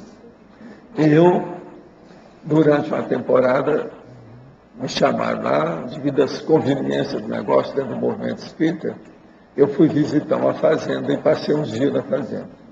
Agora lá a gente estava escrevendo, trabalhando, etc. Tal. Então eu resolvi dar um mordejo, dar uma andança lá por dentro da fazenda para ver como é que é. Aí o que se passa? Lá pelas tantas eu descubro uma verdadeira mina, você está entendendo? De mica, uma porção de coisa lá, junto daquela mina que poderia ter outras coisas. E aquilo estava assim muito bem camuflado pela vegetação, uma opção de coisa que ninguém via. Eu vi porque eu estava pesquisando, olhando tudo quanto era macete. E eu olho certas coisas totalmente esquisitas que ninguém vê. Devido ao processo de botânica, mineral, eu vou colhendo aquilo que eu vou vendo. que eu aprendi isso desde pequeno. Então, o que se passa? Aí eu descobri que tinha esse local de mineração que devia ser uma beleza. Chego para o dono e falo assim, vem cá, olha, você está aí com uma mina que vale mais do que a sua fazenda inteira, todos os milhares de cabeças que você tem e mais alguma coisa. É preciso examinar o que não tem atrás disso. Que a mica está à vontade lá dentro. Através da mica, aquilo pode chamar outras coisas. E eu tinha visto os negócios que parecia forma de diamante. Se tivesse lá também, deve ter brilhante, diamante. Então, como é que é? Aí eu vim para ele e falei assim, você sabia que tem isso? Ele falou assim, olha, Paulo, eu sei que tem e não vou mexer nisso. E peço a você para não tocar no assunto. Na minha família, nós temos orientação. Quem mexe com a pecuária não pode fazer mineração. Senão, dá tudo para trás, cria problema para a gente. Então, veja, até quando eu soube, a fazenda continuava intacta, virgem. Ninguém fez a mineração. Agora, veja, não adiantava falar para ele que a mineração não ia fazer mal para ninguém. Se não fizesse poluição, não tinha nada. Mas agora, matar o gado era um negócio negativo, mas não tinha ambiente para você falar uma coisa dela. Você entendeu? Eu entendi. Agora, Valdo, deixa eu perguntar. Como é que fica, por exemplo, essa necessidade de abastecimento dos restaurantes, o consumo das pessoas? A pessoa não precisa de ter carne para comer. Ela pode comer tudo na base de vegetal. Isso aí é conversa. Restaurante, tem muito restaurante que vive sem nada de carne, eles não vendem carne nenhuma. É tudo natural e vegetal. Então, o processo de vegetarianismo é um fato, isso acontece, não precisa disso. Então, mas eu lembro que você comentou que você fez essa prática por um período e deu problema na memória, né? Lógico. Então, eu estou tentando entender. Sei, assim, mas eu fui criado com isso, então você veja bem, esse povo está continuando aqueles que vão ser criados do jeito que eu fui. Com carne de porco, com carne de vaca, isso está errado. Hoje em dia eu combato isso tudo, eu evito ao máximo comer carne vermelha, entendendo? Hoje, por exemplo, eu comi peixe. Ontem eu comi peixe, anteontem eu comi peixe. Por aí vai. Mas veja, é peixe. Eu também sou contra esse negócio da pessoa pescar. Eu nunca pesquei. Agora, o que se passa? Eu me adapto ao mundo que está. Eu desejaria vir num mundo que ninguém comesse os seus animais subhumanos, os seus primos e parentes. Seja peixe, seja frango, seja galinha, seja vaca, seja boi. E outra coisa, vai lá na Itália, vai em diversos lugares que você pode andar por aí, você vai comer carne de cavalo. E na China, que eles comem até cachorro, carne de cachorro. Isso tudo está errado. Agora, eu me adapto àquilo que tem aqui e meto o pau nas coisas todas e falo o que aconteceu. Outra coisa, eu perdi a minha memória, depois eu recuperei. Agora, eu não voltei a comer carne, nem carne de porco. Essas coisas todas eu evito ao máximo, esses anos todos. Desde os meus 20 e poucos anos. Legal, essa sexta-feira próxima aqui eu vou passar uns dias numa fazenda dessas. Porque tem relação... Que tem internista. Geralmente é uma fazenda que cria gado. Por isso que eu estou perguntando. Você que o ambiente é pesado. Se você qual é a dica que você dá? Como é que é o ambiente é pesadíssimo em certas áreas. Cuidado se você não levar um tropeção. Na hora que você estiver andando na fazenda. Cuidado. Porque às vezes a pessoa cai. É esquisito o ambiente, não é bom. Agora, professor, eu vou dar uma olhadinha. Tem uma história, uma lenda, não sei como se chama isso, se é fato real ou não, no interior de São Paulo, que quem queima a terra não vai para frente. Quem faz tijolo e telha. As pessoas que fazem tijolo e telha, ou seja, queimam a terra, também não vai para frente. Isso é bobagem, isso é superstição desse tempo. Agora, é muita superstição que tem, né? Tudo quanto é jeito, matéria de terra, bicho, planta, muita superstição. Isso é um mito. Estou tendo dificuldade para aplicar o estado vibracional. Sinto muito cansaço e parece que não consigo mobilizar as energias. Sinto que me disperso facilmente. O que posso fazer para trabalhar isso?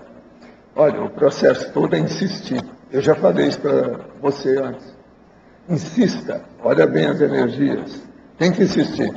Quem manda no seu corpo é você. Não se deixe abater por você mesmo. Isso é alta série. Como condenar o invernista quando não se condena o consumo de carne? Não há contradição, não. Tem que condenar todo mundo. Invernista, o cara que mexe com isso, o outro que vende, o outro que faz isso, não interessa. É todo mundo. Se a gente puder, vamos em frente. Agora, que o invernismo está errado, está. Eles é que ganham mais dinheiro nessa história toda, são eles. Me convidaram muitas vezes para participar disso. Entende? Está em Uberaba. Agora, de vez em quando eles vinham e ajudavam a assistência através disso. O cara da consciência pesada. A gente ajudava. O que ia fazer? Mas eu não estava de acordo. Eu tentei tirar meu corpo fora de tudo que tem, mas às vezes não dava. Tem muita obra de assistência social que eles fizeram através disso. Nosso mundo mostra muito, isso chama-se lavar o dinheiro de um ponto de vista consciencial. Tem muito disso. Lembre-se do Betinho, que recebia dinheiro do jogo do bicho para ajudar? Nosso mundo mostra muitas histórias fictícias de seres e pessoas extraordinárias. Por exemplo, Sherlock Holmes, o Superman 007. Por acaso existe mundos extrafísicos para a atmosfera ou não? Onde conscientes vivem essas fantasias ou são influenciados extrafisicamente? Não. Existe gente que vive a fantasia aqui e lá, em qualquer lugar. Que o processo é dentro da cabeça. O que é um guia cego? O que vocês acham? Vamos explicar o que é isso? Essa pergunta nunca foi feita aqui em 10 anos. Nunca ninguém perguntou. O que vocês acham? Guia cego é o chamado nome correto que a gente usa, é guia amaurótico. Amaurose quer dizer cegueira. Hoje em dia estão evitando, devido ao politicamente correto, falar com a pessoa cega. Ela tem amaurose. Então, é uma deficiência visual. Então, o que é que se passa? O guia cego é justamente aquela consciência extrafísica amaurótica. Ela é ignorante quanto à evolução. É um boboca que quer dominar todo mundo. E ele acaba dominando. De modo que é um assediador indireto. Então, pensa bem. Não é uma pessoa técnica, não tem boa intenção nem sempre. Ele quer dominar. A maior prova que tem, por exemplo, de guia cego é o seguinte. No Espiritismo eles falam assim. O melhor médium que tem é aquele que é totalmente inconsciente. Quer dizer, então, ele é o quê? Escravo total, entende? Lavado cerebral total. Por quê? O guia cego faz o que bem entender dele. Entendeu? Isso é a maior prova de guia cego que existe. Agora veja, eu tentava explicar isso tudo, não adiantava nada. Foi por isso que eu caí fora, né? Não dava para segurar a barra. A hora que eu fiquei mais maduro com a situação, não dava. Barra é pesada. Então está cheio de guia cego em tudo quanto é religião. A primeira coisa, o que é um guia cego? É aquela pessoa que não tem universalismo, ela não tem mega fraternidade. Ela tem uma seita. Seita quer dizer, ela é sectária. Ela então tem um partido extrafísico que ela domina. E ela domina os outros. Quase sempre tem um domínio. Esse domínio é que é chamado dogma, a doutrinação. Tudo isso é. O processo da religião é tudo baseado, então, nesse problema de lavagem cerebral. Agora, essas pessoas são os guias cegos. Agora, o que é um amparador extrafísico? É uma consciência técnica que sabe fazer assistência. O interesse dela é ajudar corretamente, com alta qualidade, cosmoética, quer dizer, uma ética, uma moral cósmica que atinge todo mundo. Então, dentro de uma holofilosofia de fraternidade total, máxima. Então, toda vez que ele tem dúvida, ele se abstém, ele não entra naquilo. Então, tudo dele é muito correto, é pensado, ponderado. E outra coisa, ele quer ajudar o maior número possível de pessoas. E na dúvida, ele tira o corpo fora, ele não entra. Esse é que é o amparador de função. Então, por isso chama amparador. Agora, a guia é aquela pessoa que guia os outros. Isso aí é um perigo. Agora, um guia cego guia outros cegos. O problema nosso, então, é acabar com a lavagem cerebral. A lavagem cerebral são cegos que dirigem outros cegos. Então, tanto o líder quanto os liderados são cegos. Você queria falar alguma coisa? Dicionário, sim. Na página 2, complementação, vitoriologia, o número 10. Número 7. 10. 10. Você coloca Autotaristicologia, o Código Pessoal de Cosmoética, CPC. Você pode aprofundar mais essa relação da Autotares com o CPC? A TARES é a tarefa do esclarecimento. Essa tarefa é a mais avançada que tem. Para a pessoa esclarecer, ela tem que ter, no mínimo, um certo conhecimento bem pronunciado da cosmoética. Porque senão, em vez de esclarecer, ela vai ser guia cego. Então, para ser um assistente da tarefa esclarecedor, da tarefa do esclarecimento, a pessoa tem que ter, no mínimo, um código pessoal de cosmoética. Não tem jeito. Agora, ó, pensando bem, você vai ver que isso aí se aumenta, né? E se elastece, se expande. Então, com o passar do tempo, a pessoa se transforma numa mini peça do maxi-mecanismo multidimensional assistencial. Então, ele vai entrar, em vez do seu CPC, ele vai entrar no CGC, o grupo ou código grupal de cosmoética. Tá, a coisa amplia ainda mais do que isso aí. Isso é a autotaristicologia. Então, aqui parece que você colocou em ordem alfanumérica, né? Em ordem alfabética. Isso. Se fosse numa ordem lógica, numa ordem funcional, esses seriam os primeiros itens nessas etapas? Aí eu preciso examinar, né? Se a gente ver com calma, aqui tem muita coisa, né?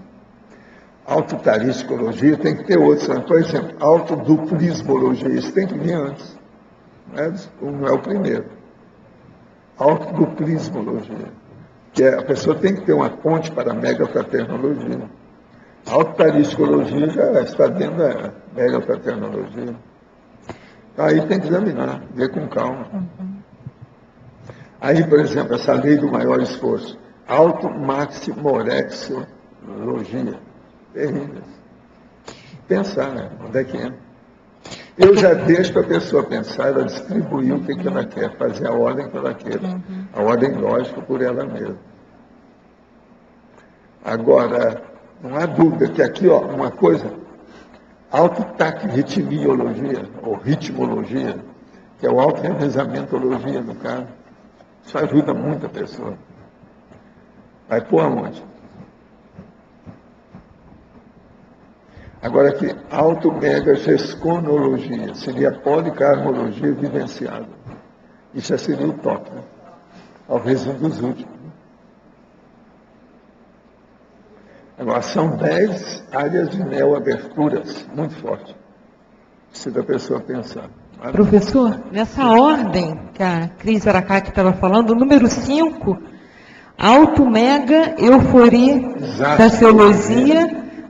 Poderia aprofundar a relação com a autoconfianceologia, por favor? O problema é o seguinte, uma pessoa que chega na mega-euforização e aquilo se transforma numa condição frequente, normal para ela, ela alcança uma autoconfiança enorme nela mesma, junto com os amparadores.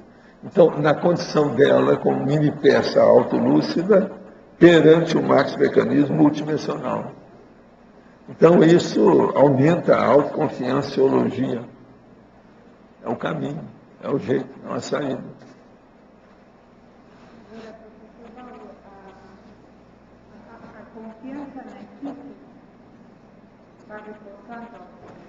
É lógico, sempre. Né?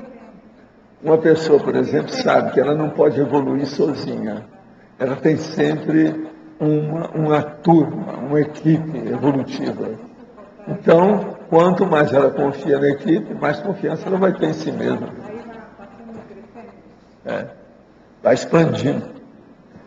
Caminha aí por aí. Agora, isso aqui é para a pessoa pensar. Tem 10 coisas sérias para pensar seriamente. Né? Tem muita coisa aqui. Aqui, uma coisa muito boa é o primeiro. Autoevoluciologia. Autodiscernimentologia. Jubileu evolutivo. Eu desejo que todo mundo aqui alcance o jubileu evolutivo. 50 anos de trabalho. De alto nível, viu, Mercedes? Tá certo? Confio em vocês. Tá certo? A Pilar já deve estar chegando nisso, não, Pilar? Quanto tempo? Hein? Você está com 30, então só falta 20, isso não é nada. Para quem vive 100 anos, Para quem vive 100 anos, isso aí não quer dizer nada. Né? Já está, mais da metade você já conseguiu. Ah, vai entrar na natação? Ixi, quer dizer que ela vai ganhar prêmio sul-americano de natação. É isso? Agora, você vai nadar qual tipo de natação? Qual crawl, butterfly, de costas? O que é? Você vai nadar de braçada? É de braçada. Braçada. Então tá. Ensina para ela o crawl. Quem nada de braçada pode entrar no crawl. Eu convidei hoje ela. Esse é o máximo. Ela está pensando. Você vai dar exemplo para a opção de gente por aí. Agora, ó, cuidado se estiver muito quente por causa do sol, né? Senão daqui a pouco você vai chegar toda manchada aí. Né?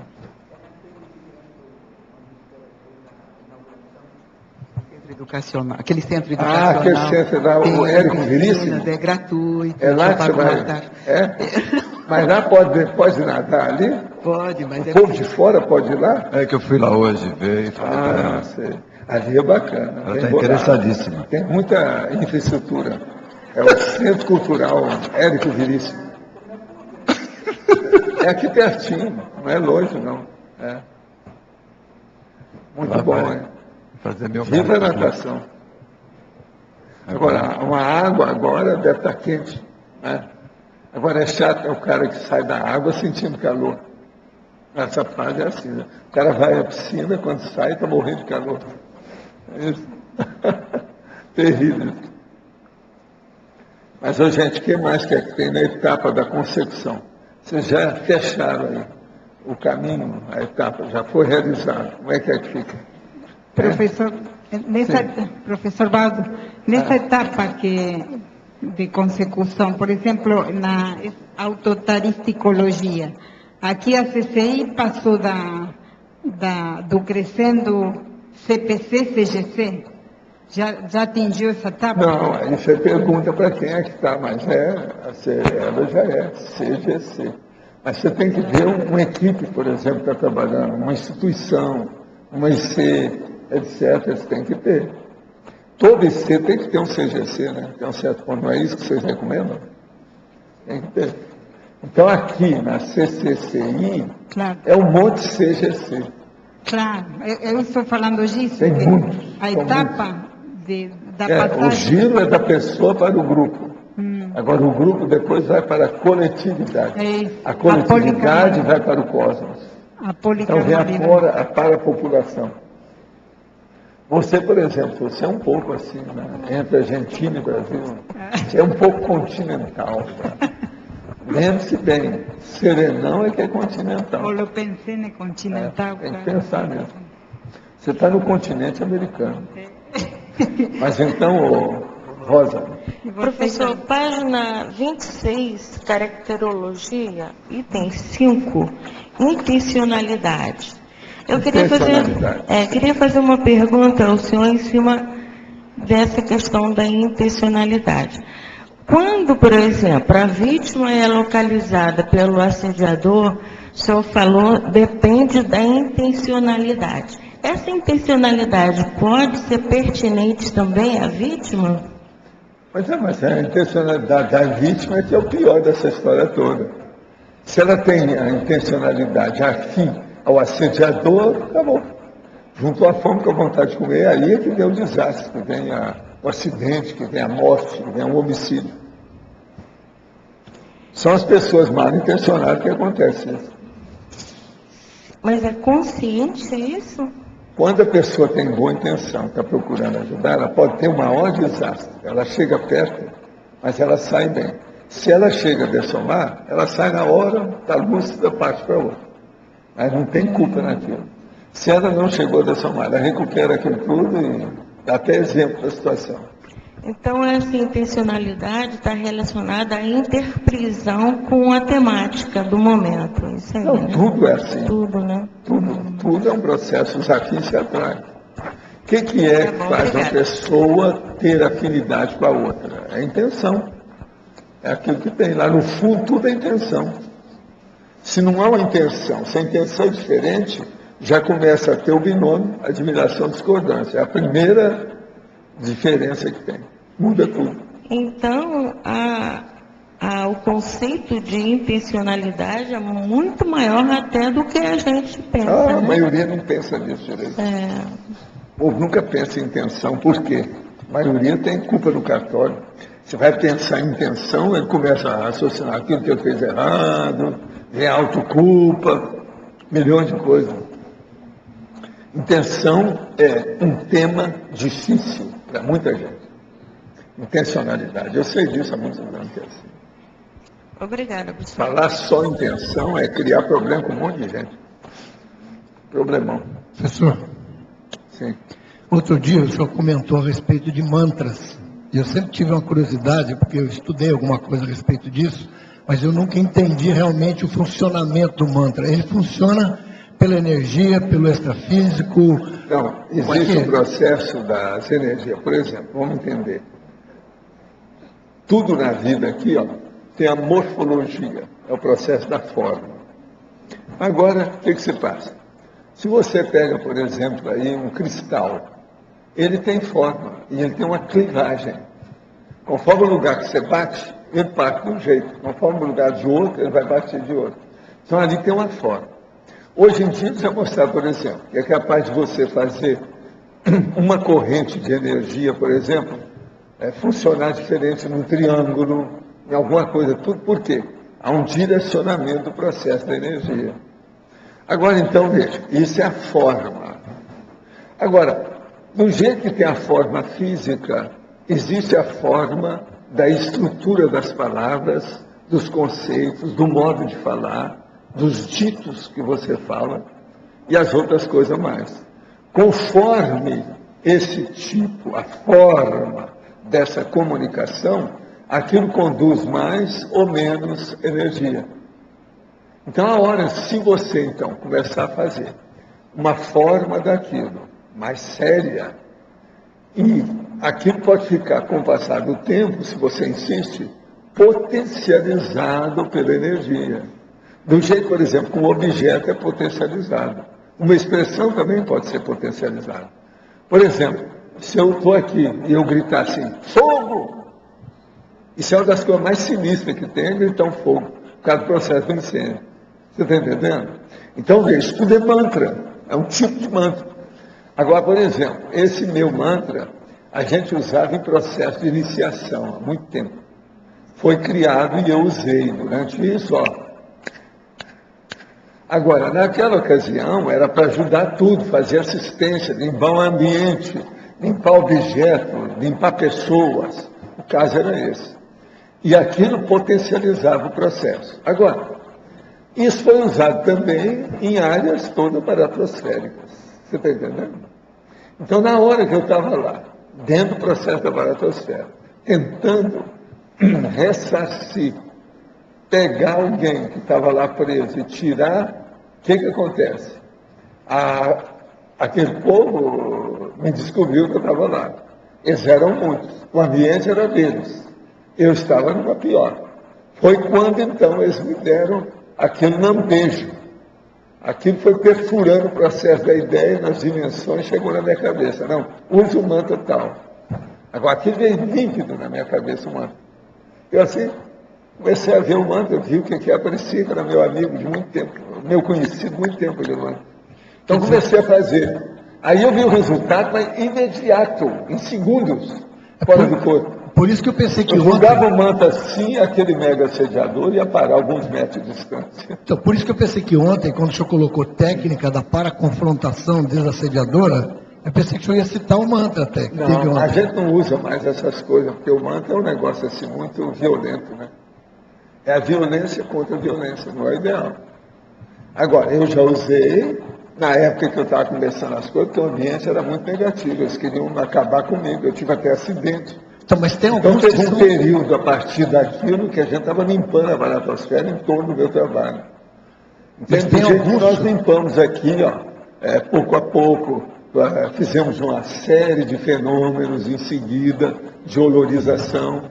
Então, mas tem alguns que são... Atualmente, o fenômeno que tem, que é o mais sério deles, que é esse que eu queria há 50 anos, eu queria já esse, meio século, que é o para-banho energético. Então, mas tem alguns que são de defesa também, né? Não, esse aí é de defesa. Não, defesa que eu digo, ele não ataca. O senhor se encapsula ou fica Não, invisível. mas olha, por exemplo, esse aí, eu estava num curso lá em Brasília, tinha até 2 padres na minha frente, que estavam querendo saber umas coisas minhas, foram para o curso e tal, e lá em cima havia uma pessoa, e aquela pessoa estava falando besteira.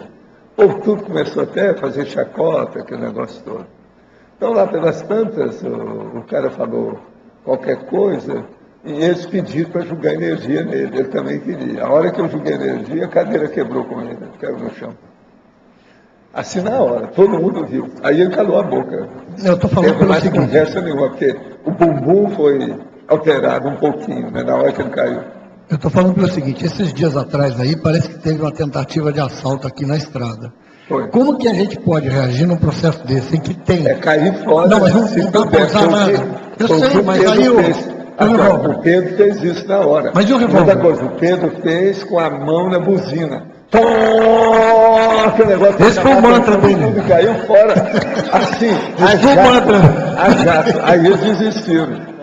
Agora, eu ainda vi ainda o braço do cara com 38 assim, ó, no ar, assim, ó, pra lá. Mas isso é o senhor já tem uma proteção natural aí, agora é a gente que está aí. Eu já tive até hoje na minha vida Você já tem um escudo? Mas já tive um acidente, que a gente não teve culpa.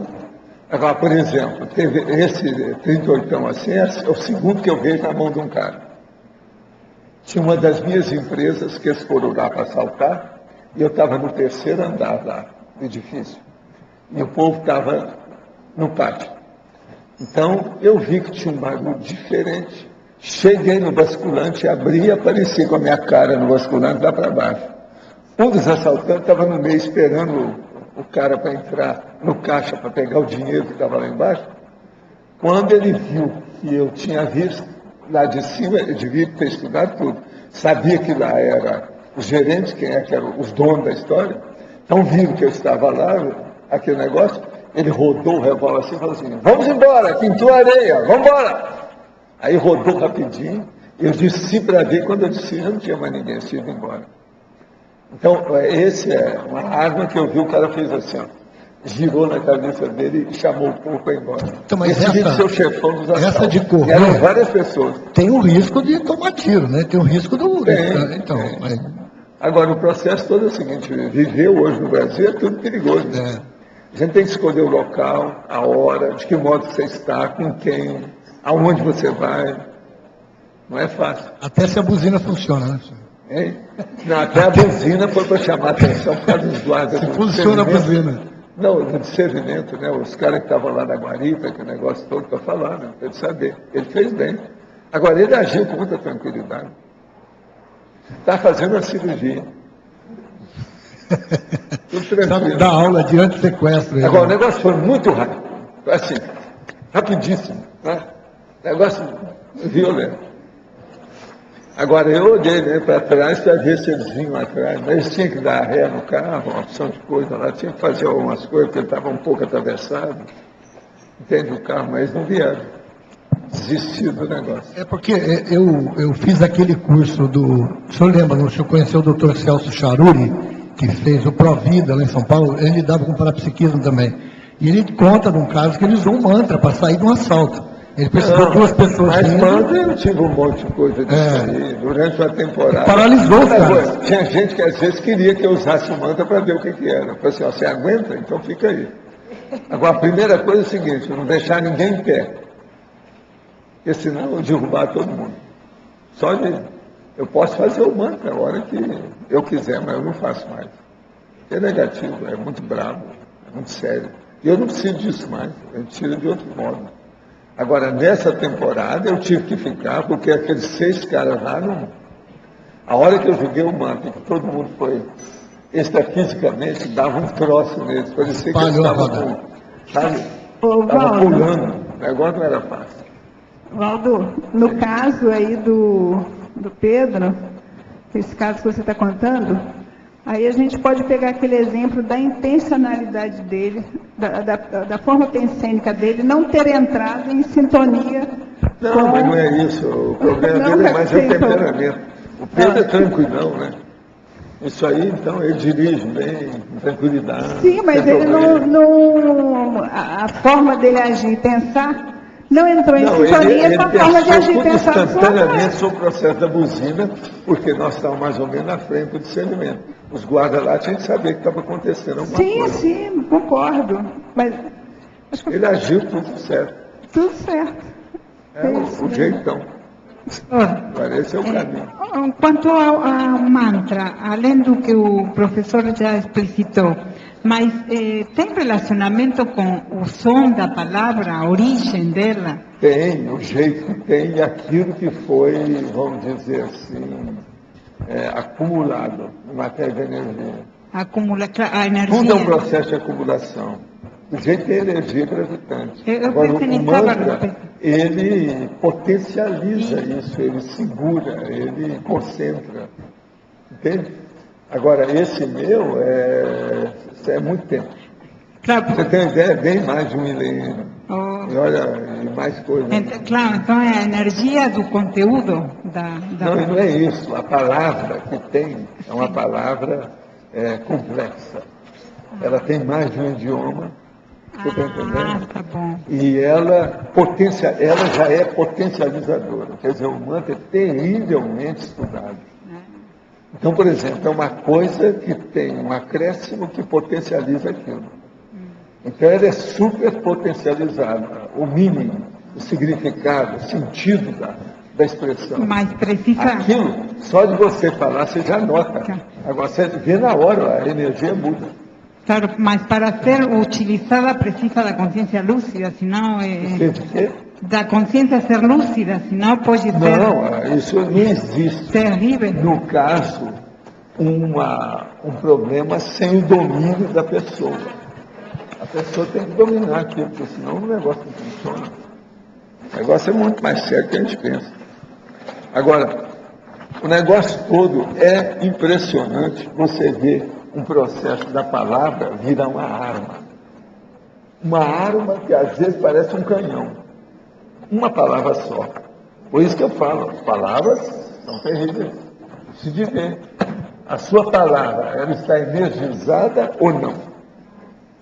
Gente, eu agradeço muito a vocês. Hasta amanhã. E os nossos comerciais, por favor. Obrigada. As pontuações da tertúlia de hoje foram 80 assinaturas no livro de presença, 26 perguntas presenciais, 24 perguntas respondidas online, 28 votos presenciais, 11 votos online. Hoje temos 5 recados. Cristina Aracaki, curso CPC.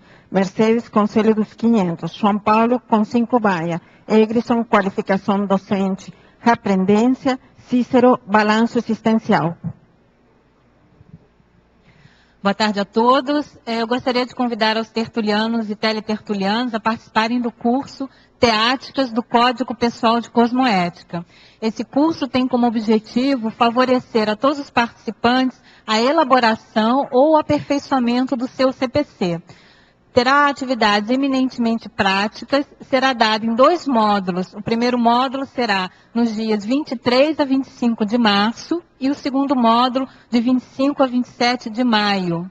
Nós teremos apenas 20 vagas para essa primeira turma, então os interessados e também quem quiser mais informações, por favor, procurem a recepção do CAEC. Obrigada. Boa tarde a todos. A Comissão de Gestão do Conselho dos 500 convida a Cosmopolitas para a Assembleia Geral que ocorrerá em 4 de março de 2012, das 15 horas às 17 no auditório do Discernimento. Os cosmopolitas de Foz do Iguaçu, Pará, e os conselheiros residentes em outras cidades podem enviar assuntos de interesse da comunidade para compor a pauta e ser apreciado e votado durante a Assembleia. Enviem os assuntos para o e-mail contato@c500.org.br até o dia 18 de fevereiro de 2012. Reserve a data em sua agenda. Por favor, exerça a sua cidadania evolutiva. Obrigada. Boa tarde.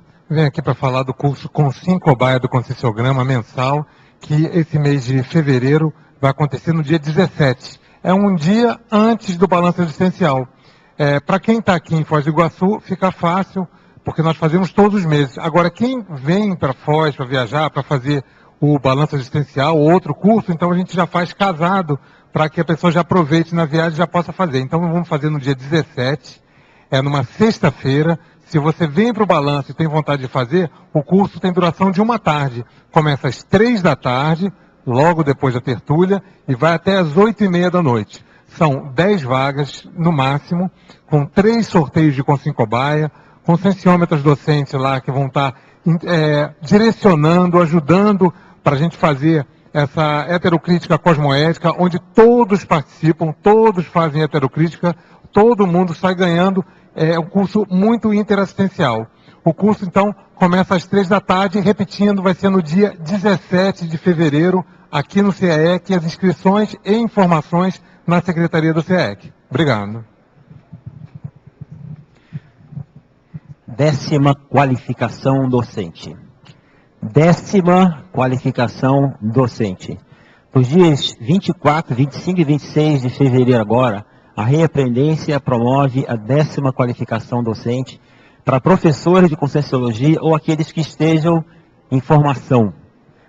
Essa qualificação, ela tem como enfoque trabalhar a questão da parapercepciologia e o trabalho com as energias em sala de aula.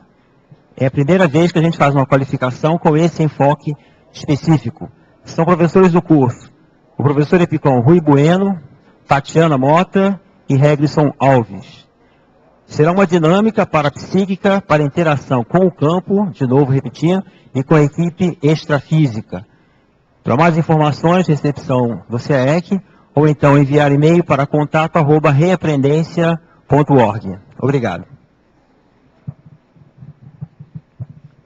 Boa tarde a todos. Gostaria de convidá-los para o curso Balanço Existencial. Balanço Existencial vai iniciar daqui a 8 dias, vai ser no período de carnaval, de 18 a 21 de fevereiro, e vão ser várias atividades, intensas atividades durante esses dias, e um dos principais objetivos do Balanço Existencial é a pessoa fazer um mergulho, uma reflexão mais profunda sobre a sua programação existencial. Então, desde uma reflexão aí dos períodos aí relacionados ao curso intermissivo, a fase preparatória, os aportes que a pessoa tem recebido e o que tem feito com isso principalmente. E claro, não poderia deixar de ter também durante o balanço dinâmicas relacionadas a um próprio planejamento, uma repriorização das atividades, então, que a pessoa pretende fazer durante a sua programação existencial. Além das atividades de dinâmicas e atividades, vão ter uma série de outras conferências, e neste ano o tema será Grupo Karmalogia. Então, aí bastante questões relacionadas às interações que nós temos dentro do nosso grupo evolutivo e também dentro do nosso grupo Karma. Então fica a dica para quem tiver interesse, daqui a 8 dias aí, o início do balanço existencial. Seria importante todos que estão interessados já efetivarem a sua inscrição através da recepção do CEEC. Muito obrigado e nos encontramos no balanço existencial. O verbete eleito para amanhã é autossuperação do Megatrafar, especialidade intraconscienciologia. Autora, professora Eliane Amarante. Obrigada e boa tarde a todos.